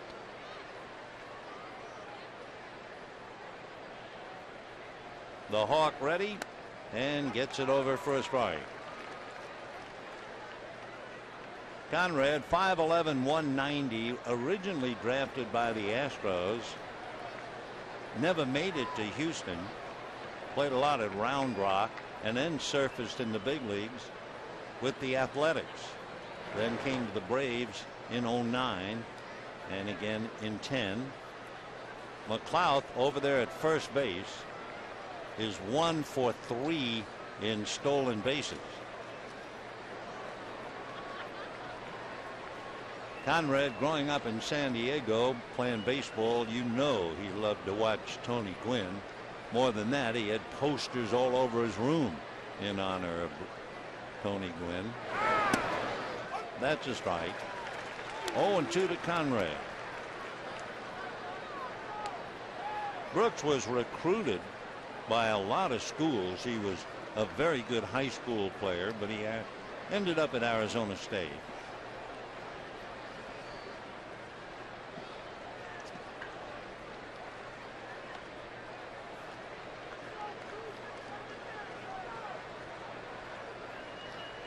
Might be good money when you get to the pros, but like take Brooks Conrad.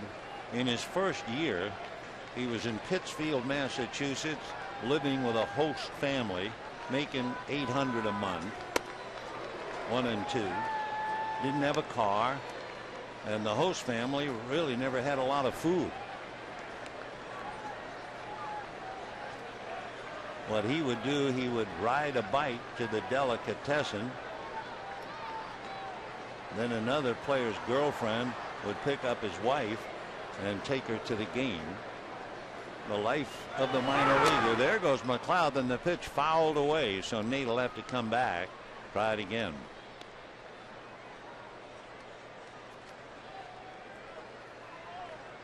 One ball and 2 strikes.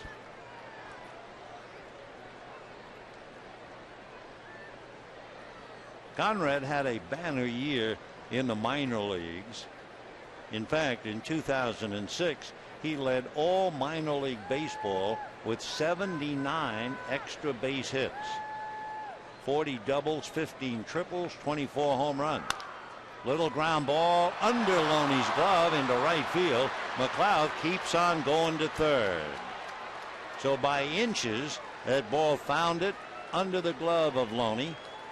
And the Braves in business, first and third. And remember, that's the first hit for the Braves coming off the bench. The pinch hitters are now 1 for 26.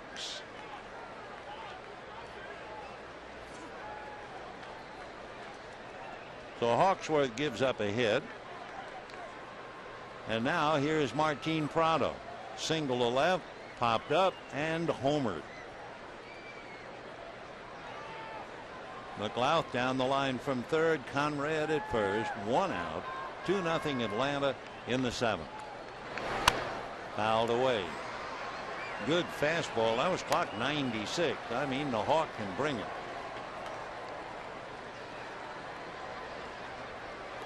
Blake is from British Canada, British Columbia, North Vancouver.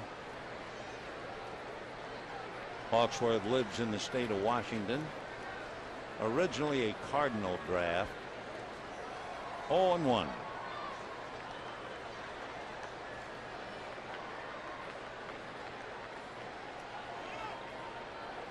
Too much time. Prado backs out.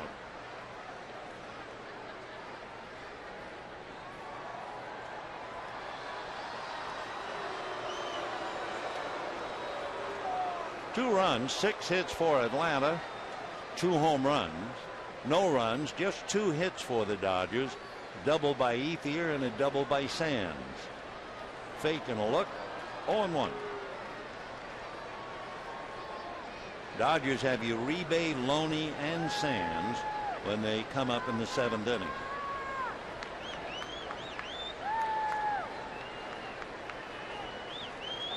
Outfield about straight away on Prado.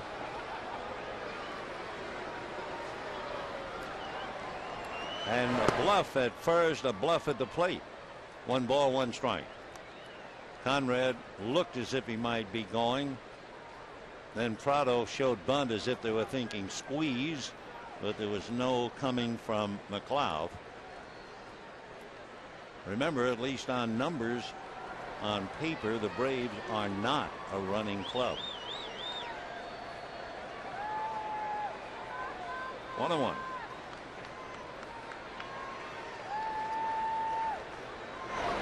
In the dirt, nice save.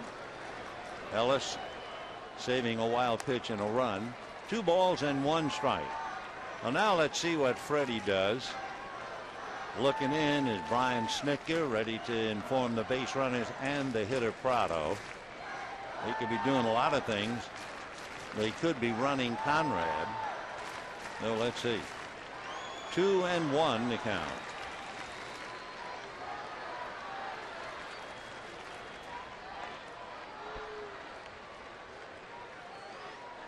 Waiting on deck, Jason Hayward.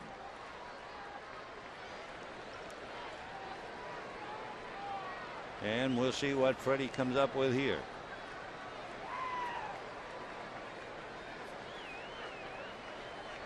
No running. Little foul out of play. 2-2.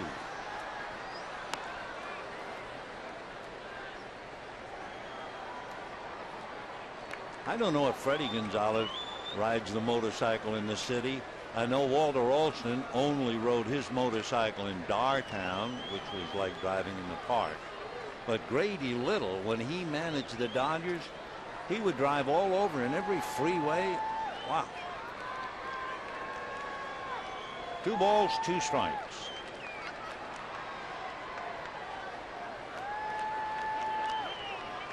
Time.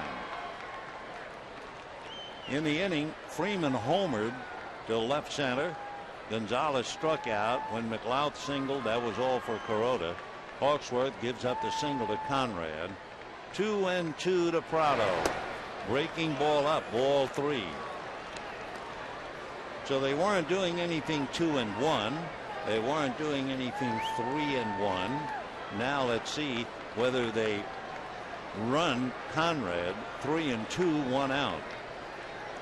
Dodger infield comes up halfway. Big pitch here. Conrad is going, and it's fouled away. So they play run and hit, trying to stay out of the double play. And again, they'll check and see if the sign is on. The Braves, so far, one of the reasons they've been playing pretty well is the fact they are not hitting into double plays. Dodgers have grounded into 11 double plays. Braves have only grounded into 7. 3-2. He was going once. There he goes again, and it's ball 4 to load him up. So Hawksworth has given up a base hit just under Loney's glove. Now a walk, and now he's really getting in the deep water.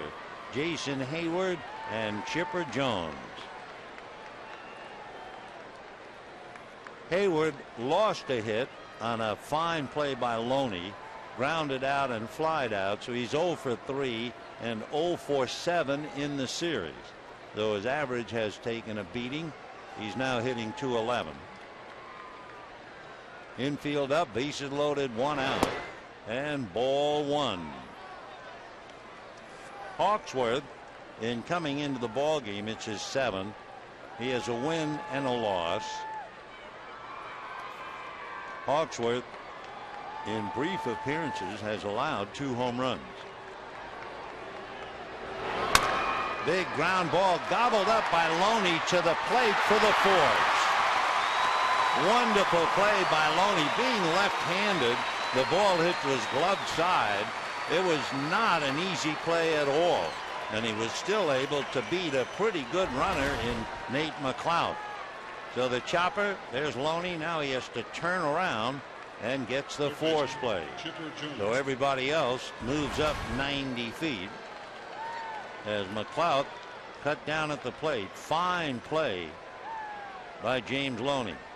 So Conrad is at 3rd, Prado is at 2nd, Hayward is at 1st, and now Chipper Jones struck out in the 1st inning, lined out to left field in the 4th, popped up to short in the 6th. A half a dozen grand slams in his career. Braves lead 2-0. And popped up behind second base. Jamie Carroll is there to shut the door.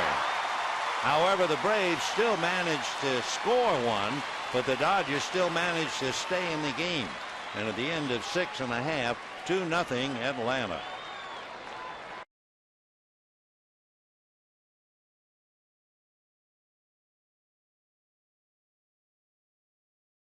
Take me out to the ball game. Performed tonight by contemporary jazz saxophonist and recording artist, who's accompanied by Nancy B. Please welcome back Michael Lington.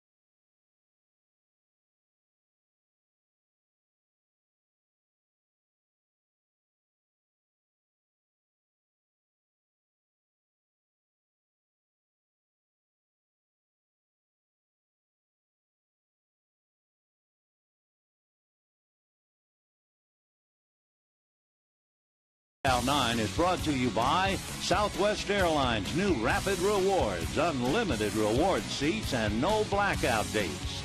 And by Carl's Jr. $6 burgers, made with 100% Black Angus beef. Bottom of the seventh inning with the Braves leading 2-0. Dodgers getting out of a scrape there in the seventh, cheaply enough, so they're very much in the game. Second baseman, number 5. So far this year, a comparison is shocking as Scott Linebrink picks up. You may remember Linebrink, a mainstay out of the Padre Bowl friend from 2004 through 7, left to go to the Brewers in the last 3 years with the White Sox. But a big discrepancy, a difference in home runs. Pointed tonight, Prado and Freeman hit home runs. So far in the home games at Dodger Stadium, the opponents have hit 14 home runs, and the Dodgers have hit 3, all by Matt Kemp. So the Dodgers can't afford to get into any kind of a slugging contest, and they're down 2-0 now. But Matt's last home run Sunday, a winner. 1-1. Fouled off by Uribe, who was grounded out, struck out, swinging from the heels.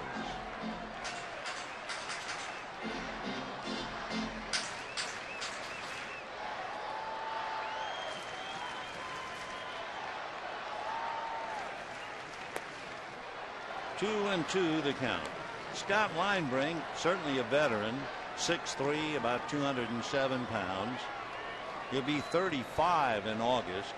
He was originally a second-round pick by the Giants in 1997 as Uribe fouls off another. Scotty went to Southwest Texas State University. Big fan of Nolan Ryan, as you can imagine. He said, I can remember as a little kid trying to imitate that high leg kick. Another foul ball. One thing, Linebrink still has that high leg kick. In high school, he was a third baseman.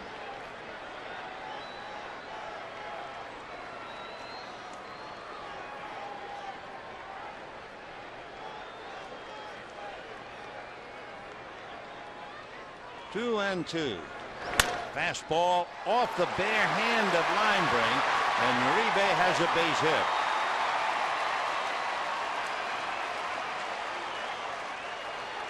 So Uribe opens up with a single off the right hand of Scott Linebrink. He misses it with the glove and then has it kick away. Oh, in fact, he crossed that hand. So I think it got a little bit of the glove. So Linebrink now working on Loney, who flied to center and struck out. Game's 0 for 2.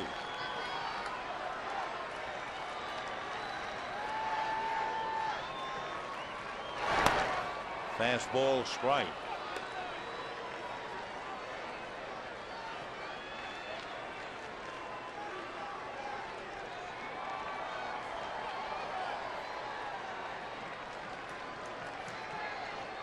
Loney representing the possible tying run.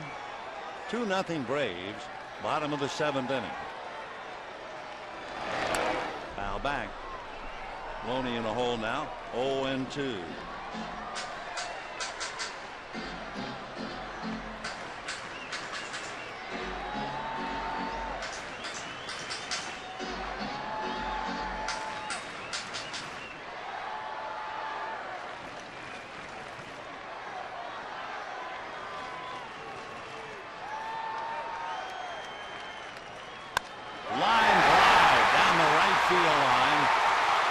Way to third is Uribe. Loney hesitates and then holds on a strong throw into second. So the Dodgers now have first and third, nobody out, and here comes Jerry Sands.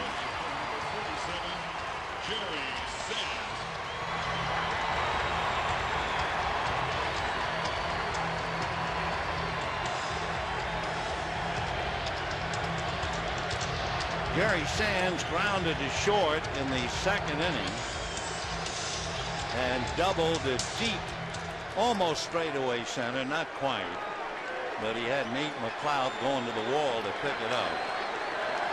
So Jerry, first and third, nobody out, 2-0 Braves. Strike, good fastball, outside corner at the knees.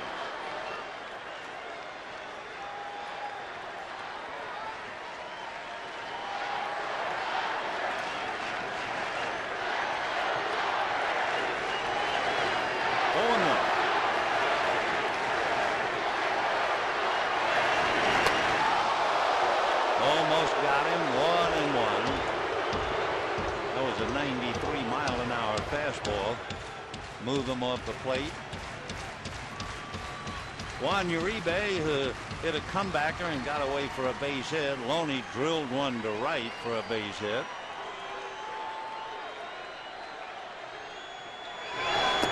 And in the dirt.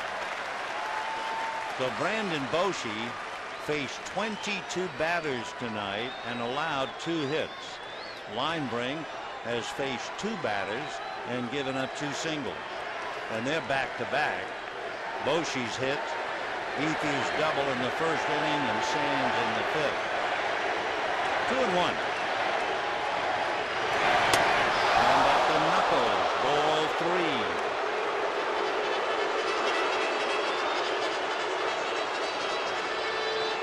Waiting on deck, A.J. Ellis.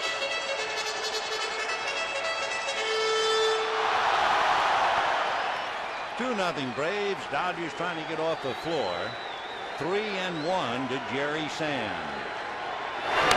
Fouled away. Full count, nobody out. Now the decision. Will Loney be going as the tying run to try and stay out of a double play? Are you afraid of Sands striking out? He has struck out twice. Ground ball hard, smothered at third. The throw to first is just in time. Big play by Chipper Jones. The run scores. Jerry Sands will get an RBI, and he almost tied up the game.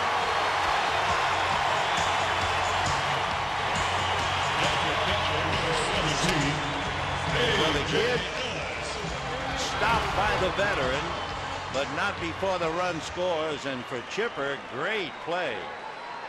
Coming up 39, he can still cut it. And a big stretch by Freddie Freeman. He opened up like a pair of scissors. And the batter, A.J. Ellis, with the tying run at second base. Marcus Thames comes out on deck to bat for Blake Hawksworth.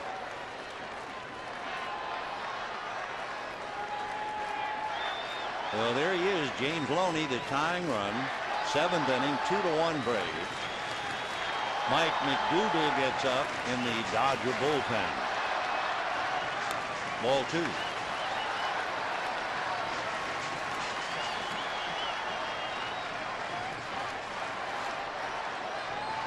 A.J. has walked and struck out.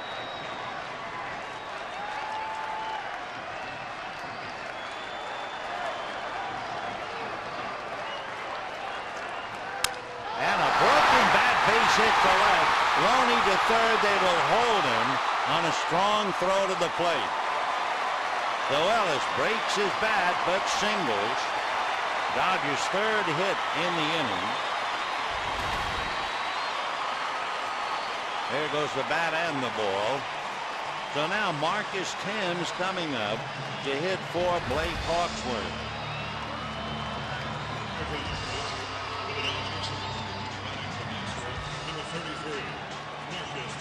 So time for the moment. Thames, coming off the bench this year, is 2 for 5 with a home run against the Giants in San Francisco.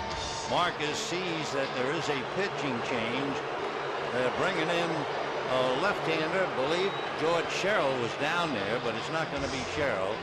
It'll be, well, Tommy Venters, we think, and we'll be right back.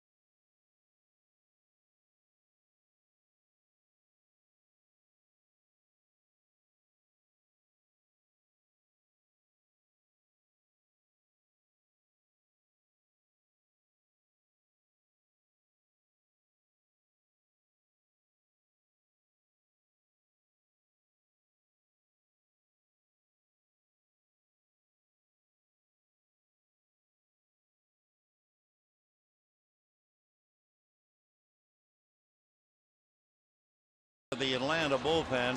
He'll be pitching to Marcus Thames.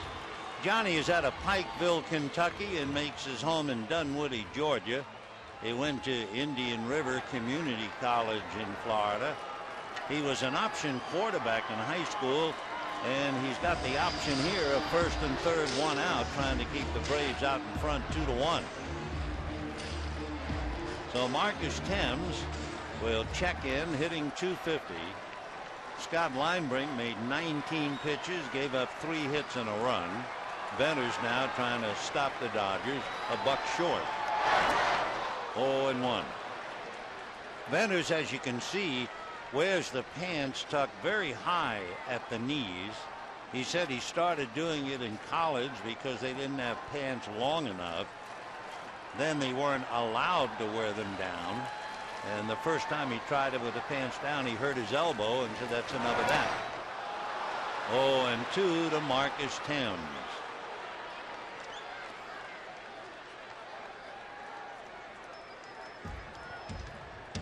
Venters basically fastball, slider, curveball, and change. Right-handers hit only .207 against him with no home runs last year. His earned run average last year 1.9. And down goes Venters. So he takes care of Thames as he works the ball down in the zone. And he will now face Jamie Carroll. Breaking ball. Thames couldn't come up to it.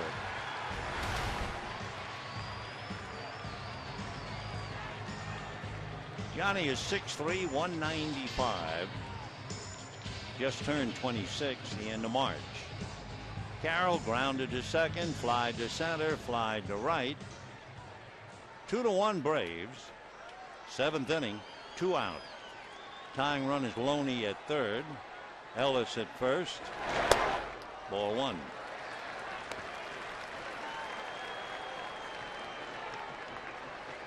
Beachy, Linebrink, Venters. Dodgers with Kuroda and Hawksworth. Loney and Ellis at the corners. 2 out.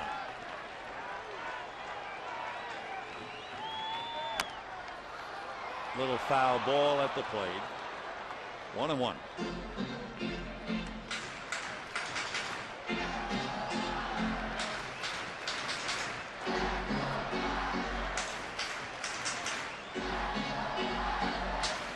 Jamie looking down at Tim Wallach with a 1-ball, 1-strike count. They're not holding Ellis at first. Freeman directly behind him. Ball 2. So Venters kept every pitch down against Thames, but he's been up with Carroll. 2-1.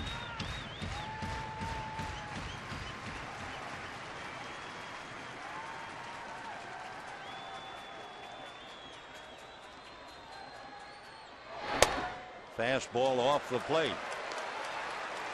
And on deck, Casey Blake. Casey is 0 for 3.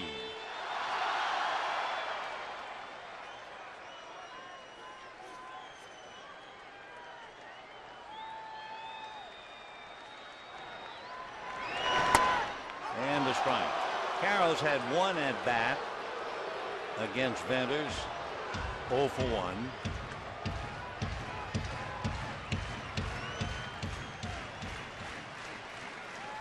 So with a full count, Ellis will be going from first. There you go. On ball 4 to bring up Casey.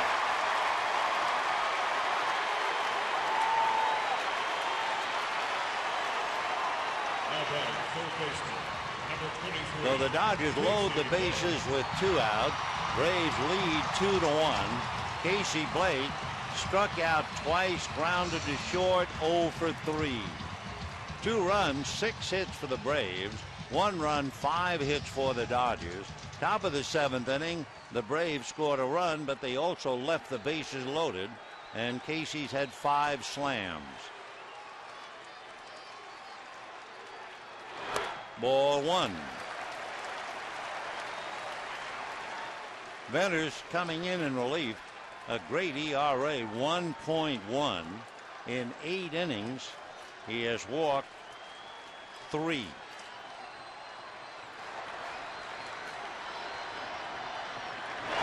And ball 2. Casey Blake last night saw 27 pitches.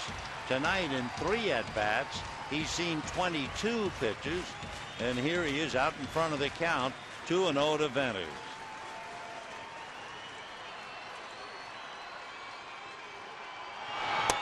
And a strike, 2-1. So the Dodgers have Loney, Ellis, and Carroll out there.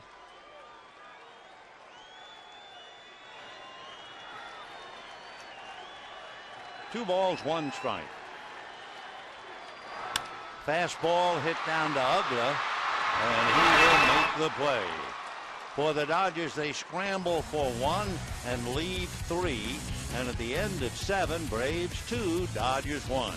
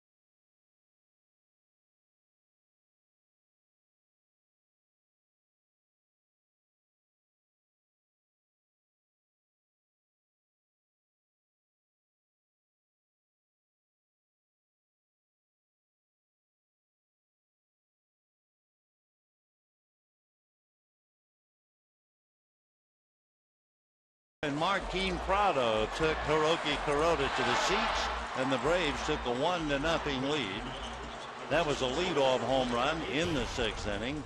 Then in the 7th inning, Freddie Freeman led off with a home run into deep left center field. And the Braves were out in front 2-0. Jerry Sands robbed of a hit by 39-year-old Chipper Jones. He did get a run batted in. If that ball gets by Chipper, the Dodgers catch the Braves. So Sands a big RBI. Braves 2, Dodgers 1 in the 8th. Mike McDougal comes out of the Dodger bullpen to pick up. So it's been Kuroda, Hawksworth, and now McDougal. Mike, originally a first-round pick by the Kansas City Royals out of Wake Forest. And he's getting ready to face McCann, Ugla, and Freeman. 2 runs, 6 hits for the Braves. 1 run, 5 hits for the Dodgers. Each team spinning its wheels in the 7th. Each team scoring 1 and leaving 3. So the Braves have left 7. The Dodgers have left 6. And here's McCann. Walk, fly to left, single to center.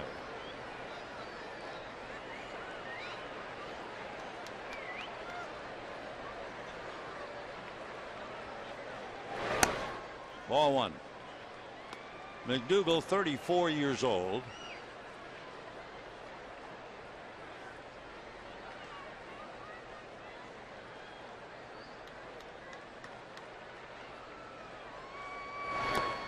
Little low. 2-0 the count.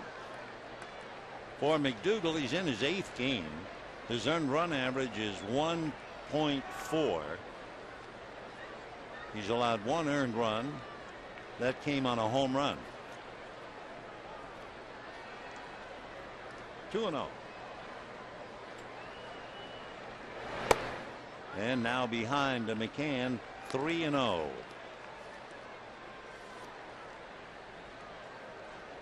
McDougal and McCann. McCann 0 for 3. And that's ball 4. So McCann draws a walk. Here are the final numbers for our text message question. We asked which start is more surprising, Red Sox last or Indians first? And 68% of you said Indians in first place. So McCann draws the walk. The Braves have gotten 6 walks tonight. He had back-to-back walks in the 5th inning. Here's Dan Uggla in the pass against McDougal. Uggla is 1 for 1. It was a home run. Dan hitting 188.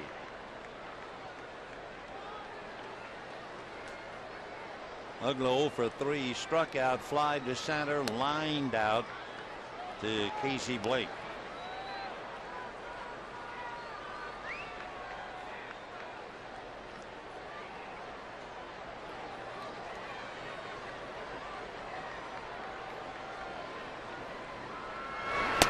Fastball in there.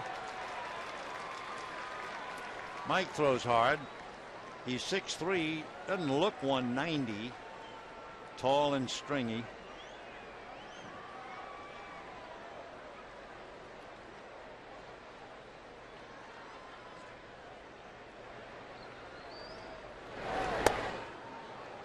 Two and one. Tough ball game. Scoreless going into the 6th inning when Prado homered. Then in the 7th, Freeman homered. And the Dodgers, with 3 hits in the 7th, got back 1. And it's 2-1 Atlanta here in the 8th. Game 2 of the 4-game series. Derek Lowe tomorrow night against John Garland. Fastball missed, so now he's in trouble. 3-1 to Uggla.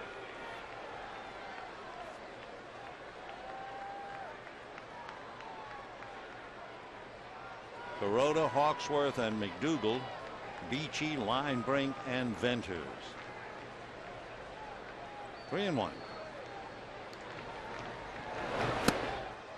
3-2. He had 94 on the gun. So now we'll see what Freddie Gonzalez does. You have Uggla struggling at the plate. He has struck out 14 times. See whether they run McCann. McCann is not going on ball 4. So back-to-back walks given up by McDougal. Kenley Jansen gets up now in the Dodger bullpen, and Rick Honeycutt coming up to try to counsel the pitcher. The hitter will be Freddie Freeman, the local boy from Orange. Freeman tonight grounded out, walked, and led off with a home run in the 7th inning. Last night he walked and went 0 for 3. So Freddie 1 for 2 tonight, 1 for 5 in the series. Hitting .235. Good looking young first baseman. There are those who start talking about him as a fielder of the quality of a Keith Hernandez or a Mark Grace, which would certainly put him high in defensive prowess. Went to El Modena High School in Orange. I mean, he's 21 years old. He'll be 22 in March. Make it September.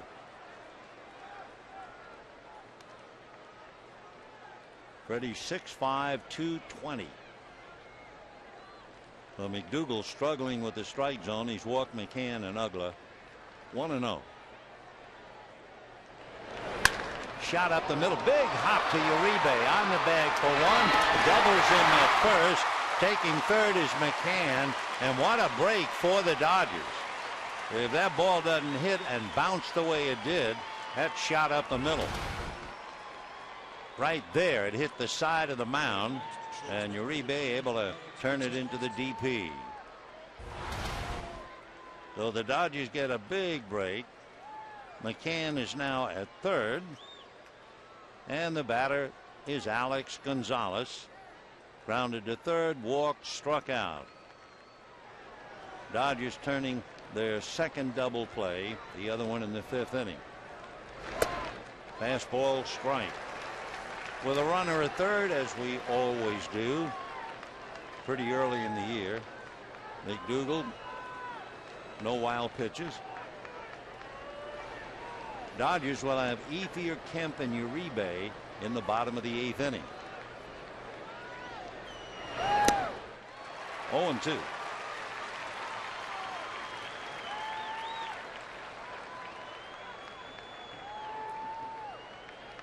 So McDougal trying to put Gonzalez away and get out of the inning.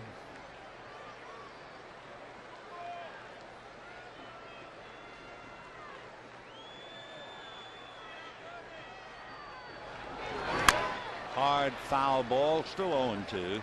Gives us a chance on Fernando Valenzuela fleece blanket night. The paid attendance 41,596. 41,596.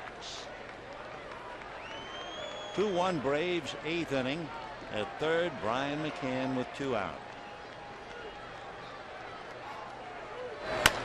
Big bouncer. Blake backs up for a hop and gets it to Loney. So the Dodgers dodge a bullet in the 8th.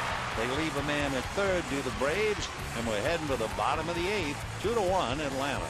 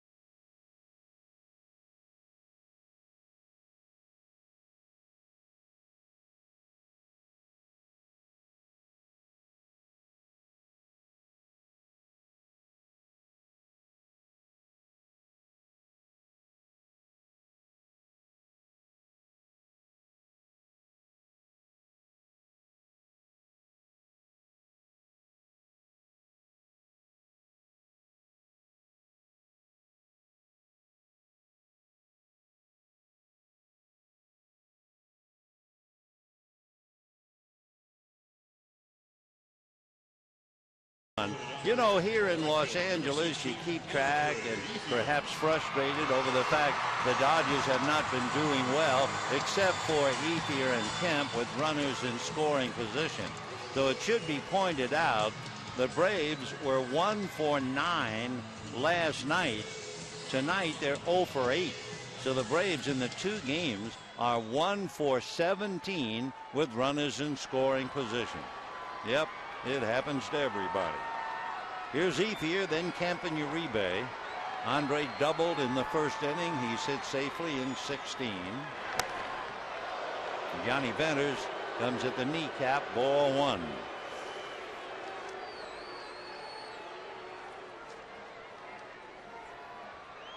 Ethier 0 for 3 in the past against Venters. 1 ball and 1 strike. Matt Kemp, waiting on deck, is 0 for 2 against Venters. 2-1 Atlanta, bottom of the 8th. Fouled away. Andre fouling that off the foot or ankle. Still 1 ball and 2 strikes.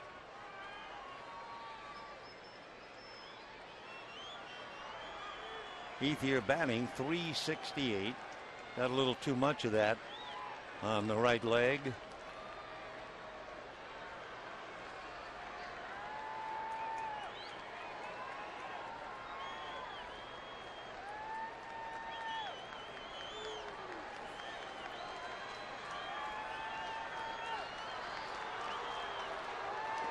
of the plate. Johnny Venters, in his 9th game, has allowed 1 earned run in 9 innings. And down goes Ethier for Venters. That would be his 8th strikeout in 9 innings. Dodger center fielder number 27, Matt Kemp. Matt Kemp walked intentionally in the first inning when Ethier doubled with 2 out, and Freddie Gonzalez was not going to let him beat him. Then last time he grounded out, and in between he struck out. So Matt hitting .444. Ball 1. Kemp in the past against Venters 0 for 2, striking out both times.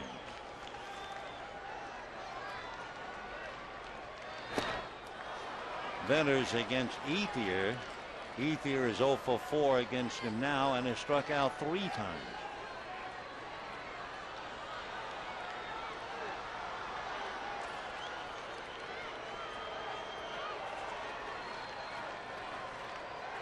One ball and 1 strike.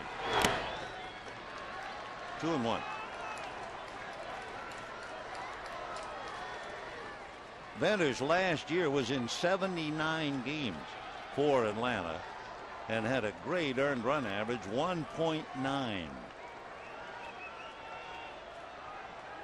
In 83 innings, he had 93 strikeouts.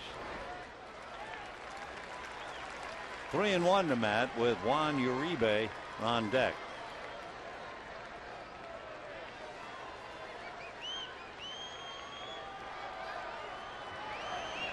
Three and 1 in there.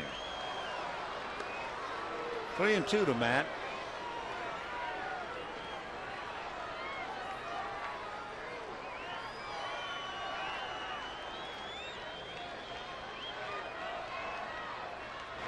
Fastball hit to short. Alex Gonzalez. 2 down in the 8th inning, and the batter Juan Uribe.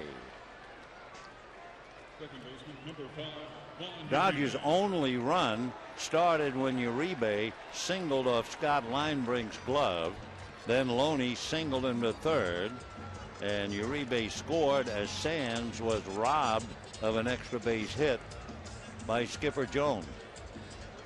Chipper making that diving stop, throwing Sands out, and that's the big play right now. He's been making big plays forever, it seems. Chipper Jones. When the Braves signed Chipper Jones, Jerry Sands was 2 years old. So here's Uribe, 1 for 3. Ball 1. Grounded out, struck out, singled off Linebrink. Ball 2. James Loney on deck. Uribe has never faced Venters. Loney on deck, 0 for 3 with 2 strikeouts. Little dribbler picked up by Venters. Close play, but he got him. So Uribe thrown out by the pitcher. Down go the Dodgers in the 8th, and we're heading for the 9th. Atlanta 2 and the Dodgers 1.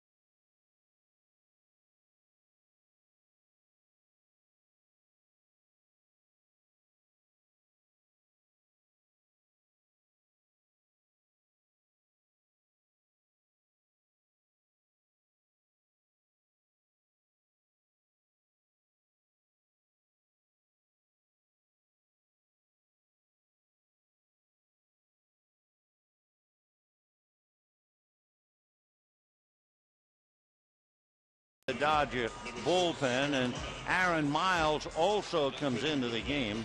So Miles figures to bat ninth, and the pitcher Jansen would go in your rebase spot since Juan made the last out. So Kenley Jansen becomes the fourth Dodger pitcher. Kuroda, Hawksworth, McDougal, and now Kenley. He'll be facing Nate McLeod, then the pitcher spot, and Martin Prado. Kenley Jansen in his 8th game. His earned run average is about 6.5. 8 innings, 10 hits, 6 earned runs, and 2 home runs.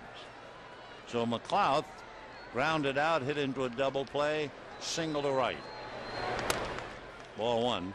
Nate was forced at the plate in the 7th inning on a ball hit by Jason Hayward. Nate 4 runs batted in.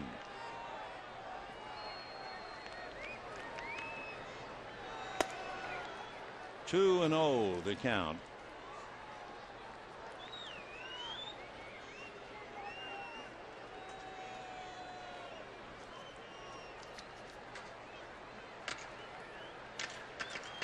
Craig Kimbrell, the closer for the Braves. We can't really see down in the bullpen whether there's somebody throwing. We know there is because we can see the ball going back and forth. 2 balls and no strikes. Strike 2 and 1.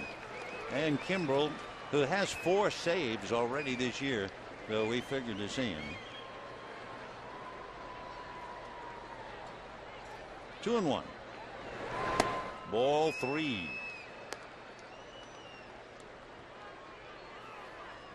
Kenley Jansen working on McLeod, and we'll see about a hitter, and then Prado. 3 and 2. Eric Hinsky, who appeared as a pinch hitter last night and struck out in the 9th inning. Eric out on deck. Foul back.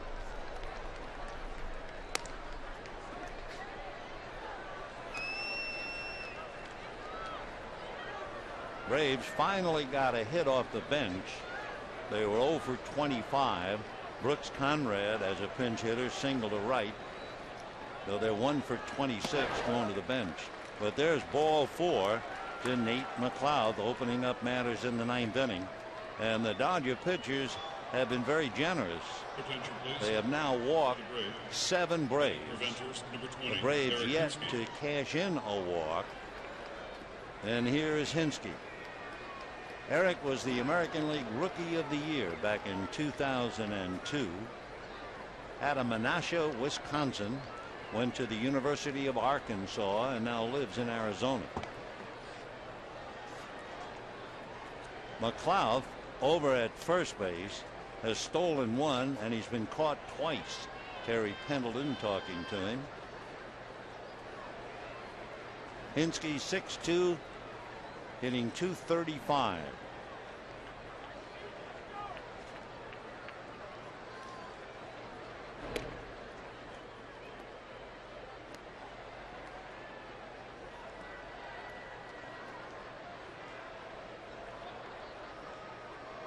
Ninth inning, 2-1 Braves.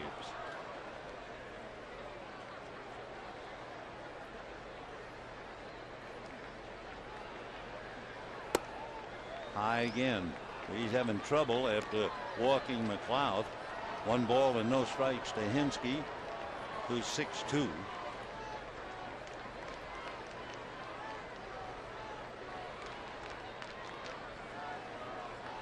Two runs, 6 hits for the Braves. 1 run, 5 hits for the Dodgers. 1-0. Off the plate, 2-0. Jansen obviously struggling with his control. Coming into the game and adding it up now, he has 5 walks, 13 strikeouts. And behind 2-0 to Hinsky.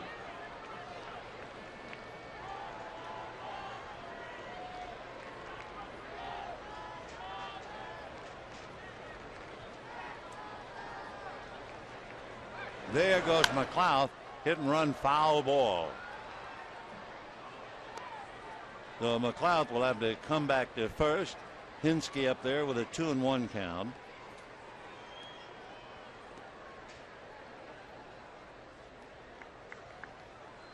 Braves are 7-10. Dodgers are 8-9.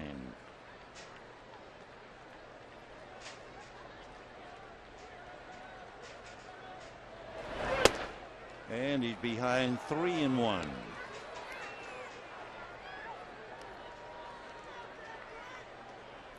Hinsky, as a pinch hitter, is 0 for 7.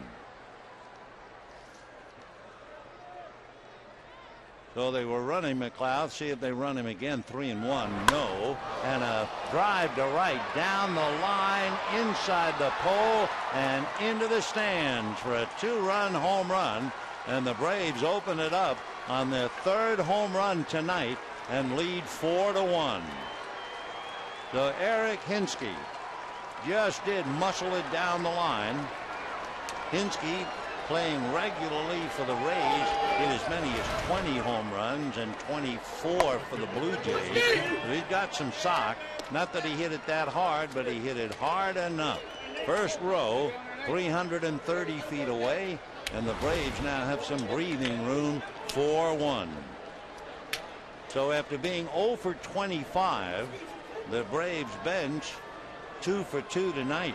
The single by Conrad, the home run by Hinsky, and here's Prado.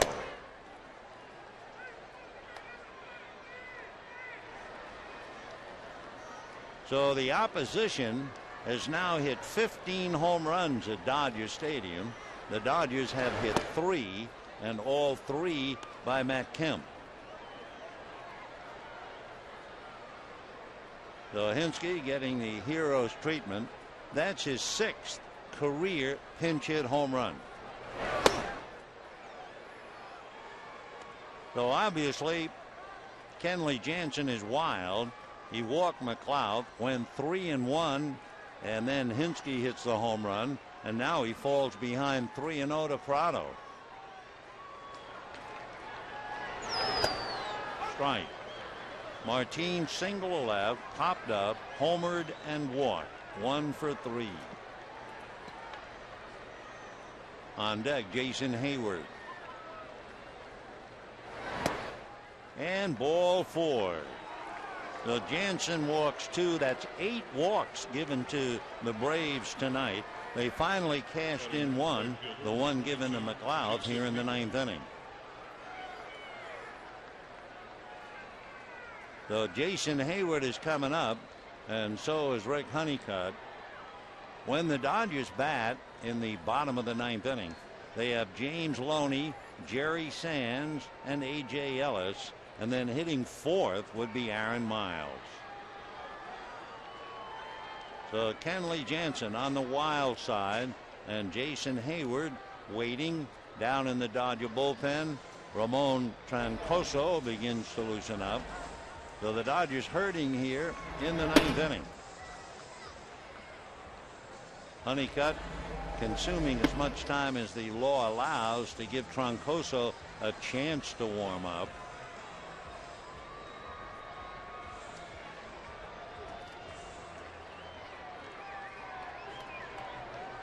So in the inning, McLeod walks. Hinsky hits a 2-run home run. Prado walks. And here is Jason Hayward. Last year, Hayward had 18 home runs, 72 runs batted in. He was 4th in on-base percentage.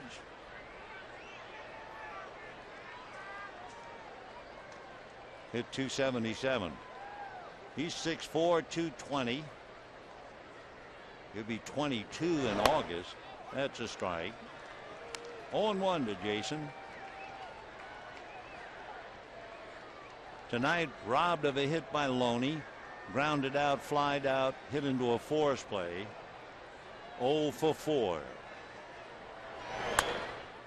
For the Braves, 4 runs, 7 hits. Dodgers, 1 run, 5 hits. Craig Kimbrell, the closer, should be ready by now in the Atlanta bullpen.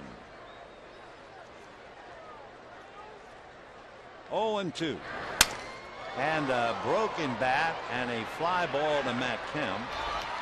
Well, that's their first out of the inning. Boy, that bat disintegrated. A piece to the right of home plate, another piece up by the coaching box. So it just came apart.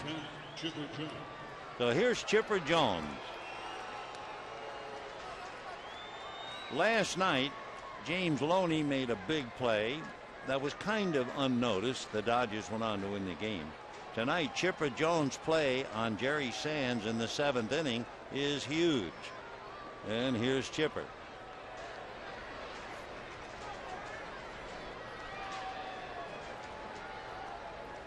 Jones struck out, lined out to left, popped up twice to short. The Chipper 0 for 4. And ball 1. Here's the play that Chipper Jones made on Jerry Sands in the 7th inning.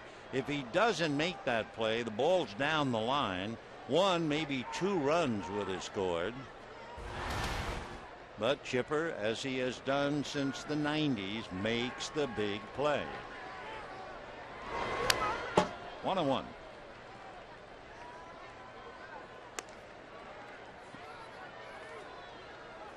Tomorrow night, Derek Lowe on the mound. He'll go up against John Garland. And then Thursday afternoon, Jared Jurgens and Clayton Kershaw. 1 ball and 1 strike. 1-2. Dodgers used Kuroda, who gave up 2 and who is the pitcher of record. And now Jansen, who has given up 2. Hawksworth and McDougal also pitched. The Braves using Brandon Beachy, who pitched a strong 6. Then Scott Linebrink, Johnny Venters, and we'll be seeing Craig Kimbrell in the bottom of the 9th inning. Prado's been busy. He's been on base 4 times. Once he didn't stay on base when he touched them all on the home run. 1-2 to Chipper. And he probably strokes it into right field. Stopping at second, but drawing the strong throw, Prado. And the inning continues at the expense of Kenley Jansen. The Jones single to right. Brian McCann walked twice, flied out, singled 1 for 2.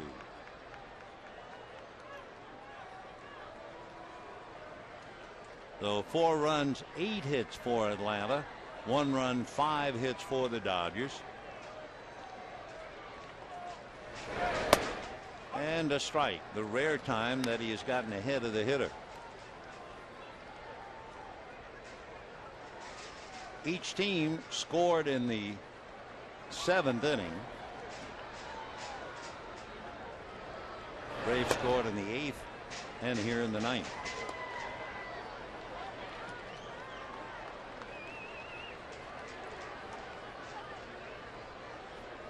41,596 came out to see the game.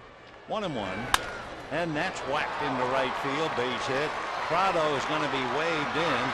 Ethia's throw is going to be cut off by Loney. It is 5-1 Braves, and the game has just fallen apart in the hands of young Kenley Jansen. Jansen has walked 2. He has given up 2 singles and a home run. And the Braves now have really opened it up, and Don Mattingly on his way to the mound. So for Kenley Jansen, it's a 3-run inning. Ramon Troncoso will be called in, and we'll be back.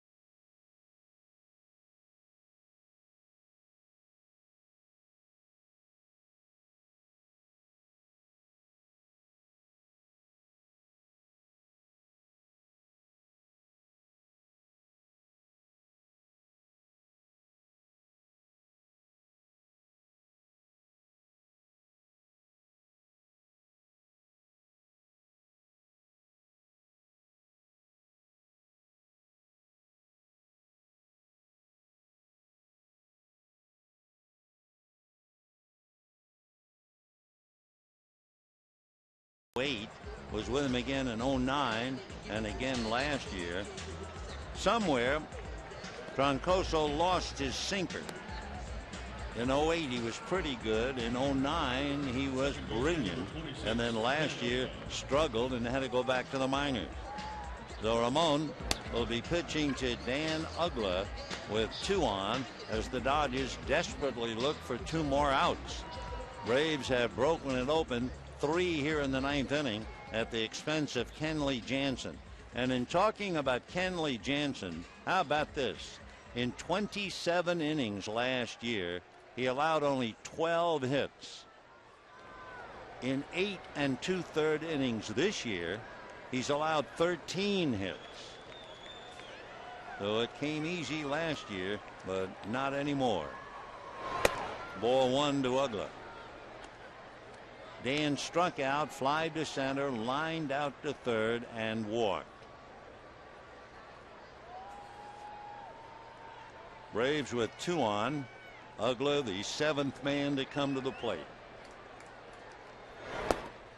And ball 2, good save by Ellis. To repeat, when the Dodgers come up, James Loney, Jerry Sands, and A.J. Ellis. If they get down to the number 9 spot, that's occupied now by Aaron Miles.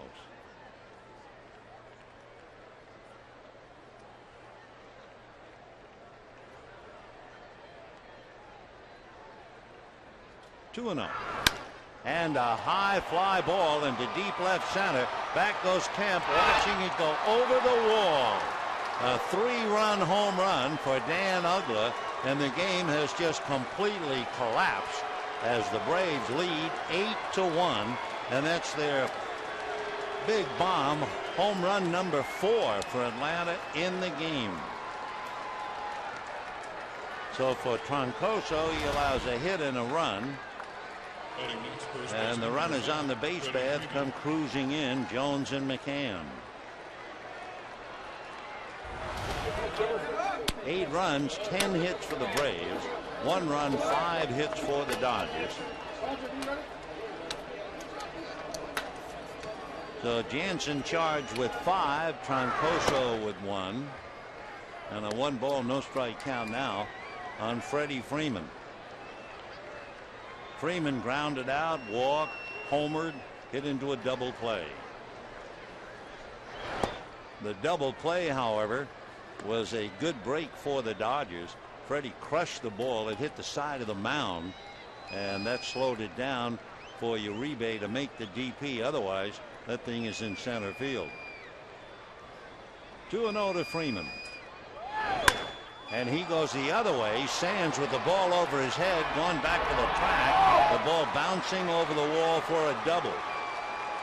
So obviously, Ramon Troncoso, who had that good sinker 2 years ago, just can't find it again. And he gives up a home run and a double. And in a moment, Alex Gonzalez. So Freddie Freeman, the boy from Orange, comes up with a walk, a home run, and a double tonight. And here's Gonzalez trying to pick him up. Alex 0 for 3. And ball 1. Gonzalez grounded to third, walked, struck out, grounded to third again. 0 for 3.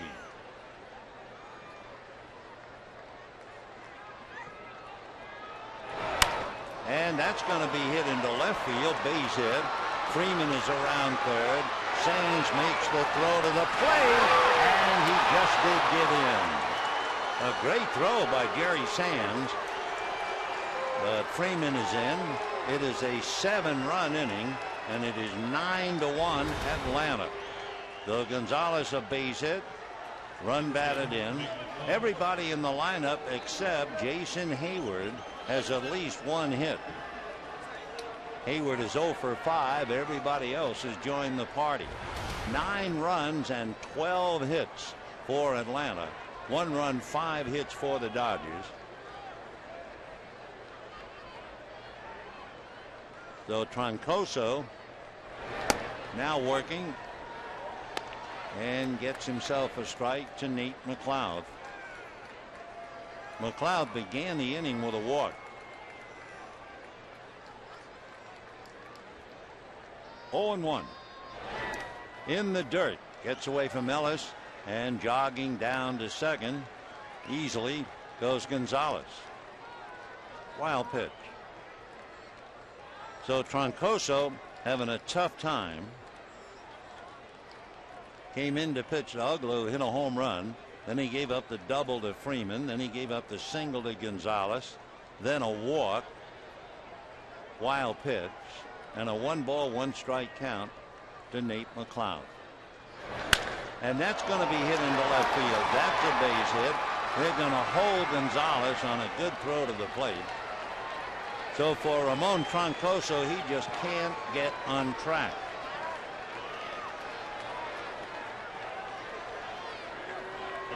Eric Hinsky. Eric Hinsky, who came off the bench to hit the 2-run home run here in the 9th inning, comes right back up again. He has 2 on at first and third. Still only 1 out. The only out was Hayward's fly ball. So here's Hinsky for a second at bat. Gonzalez down the line from third. McLeod at first. And a strike to Hinsky. 9 runs, 13 hits for the Braves. They had 2 runs and 5 hits against Kuroda. 5 runs on 3 hits against Jansen.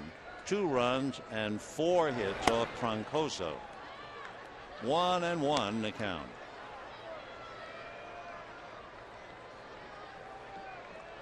Once upon a time, 41,596, but nothing like a 7-run 9th inning for the visiting team to clean house. 1-2. Hinsky going after a bad ball off the plate.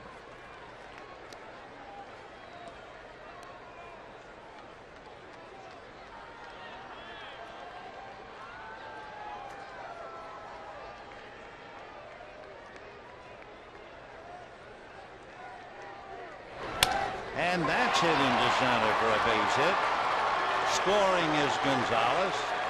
That makes it an 8-run inning and a 10-1 Braves lead.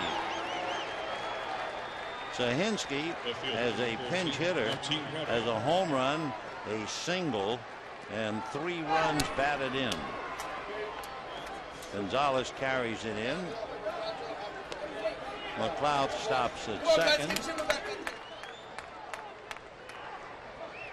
And the batter will be Martin Prado. There's no one throwing in the Dodger bullpen. I mean, let's face it, this game is over. 10-1 Atlanta.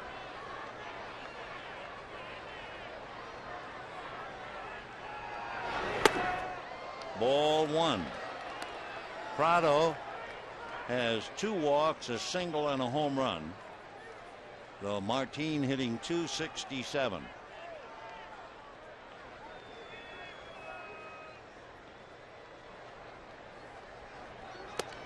And ball 2.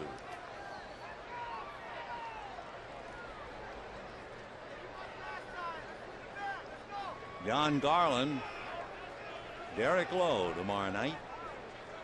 Jurgens and Kershaw Thursday afternoon. Hard ground ball to third. Blake down to second. Miles turns it, and there it is, the double play. So the Braves come up with 8 in the 9th inning and lead the Dodgers 10-1.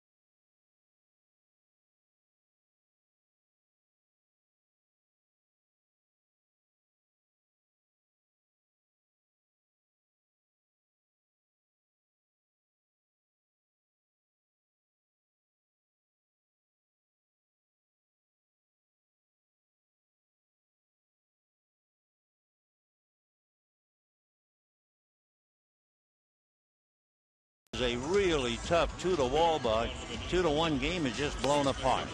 So the Dodgers now will not be facing Kimbrel. He's the closer, but there really isn't much to close.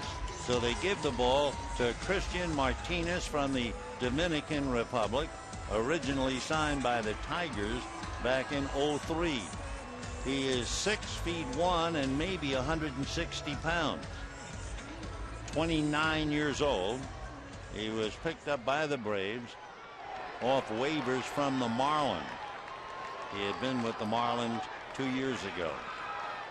Basically fastball, slider, changeup.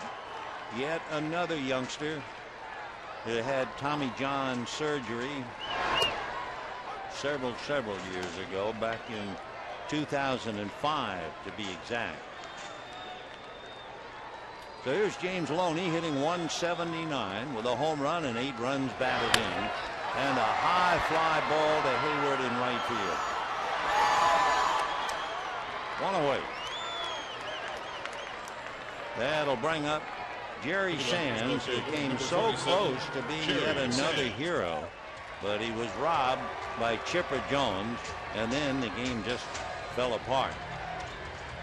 Jerry Sands grounded to short, doubled to center, and robbed by Chipper in the 7th inning. He did pick up a run batted in. Strike, outside corner.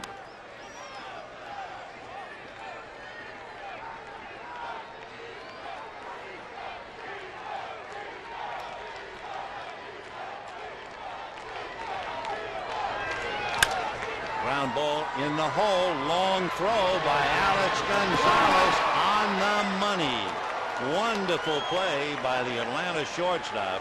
So Sands really is robbed of 2 hits. Could easily be 2 for 4 at least, maybe even 3 for 4. But it's the big leagues, and they're making big league plays on it. From the grass without chance to set, and he got it over there. That's almost a Troy Tulowitzki play. So Sands loses 2 hits. Big play by Alex Gonzalez. And here is Ellis. Strike. Ellis walked, struck out, singled.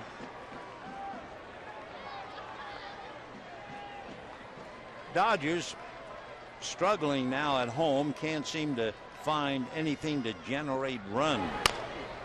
Little foul ball. The Dodgers at home have hit 3 home runs, all 3 by Matt Kemp.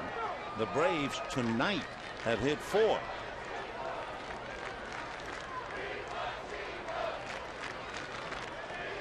Oh, 2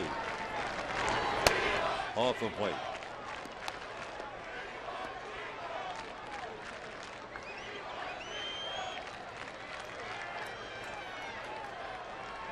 Juan Uribe, watching the rest of it, had the base hit in the 7th inning to score the only Dodger run. Casey Blake's had a tough night, 0 for 4. Had a big chance, grounded out with 2 out and the bases loaded in the 7th. Hit to the hole, backhanded on his knee. Gonzalez throws out Ellis. 2 picture plays by Alex Gonzalez. Wow, yes, 2 indeed. 10 runs, 14 hits, and no errors for the Braves. For the Dodgers, who are in the game until the 9th inning, 1 run, 5 hits, and no errors. The tough luck loser turns out to be Hiroki Kuroda, and the winner, Brandon Beachy. So the Braves come back to split the 2. Now we have Derek Lowe tomorrow night against John Garland. Thursday afternoon, Jared Jurgens, and he'll go up against Clayton Kershaw. Tomorrow night, we'll be on over Prime Ticket. We'll be happy to talk to you then. Until then, good night, everybody.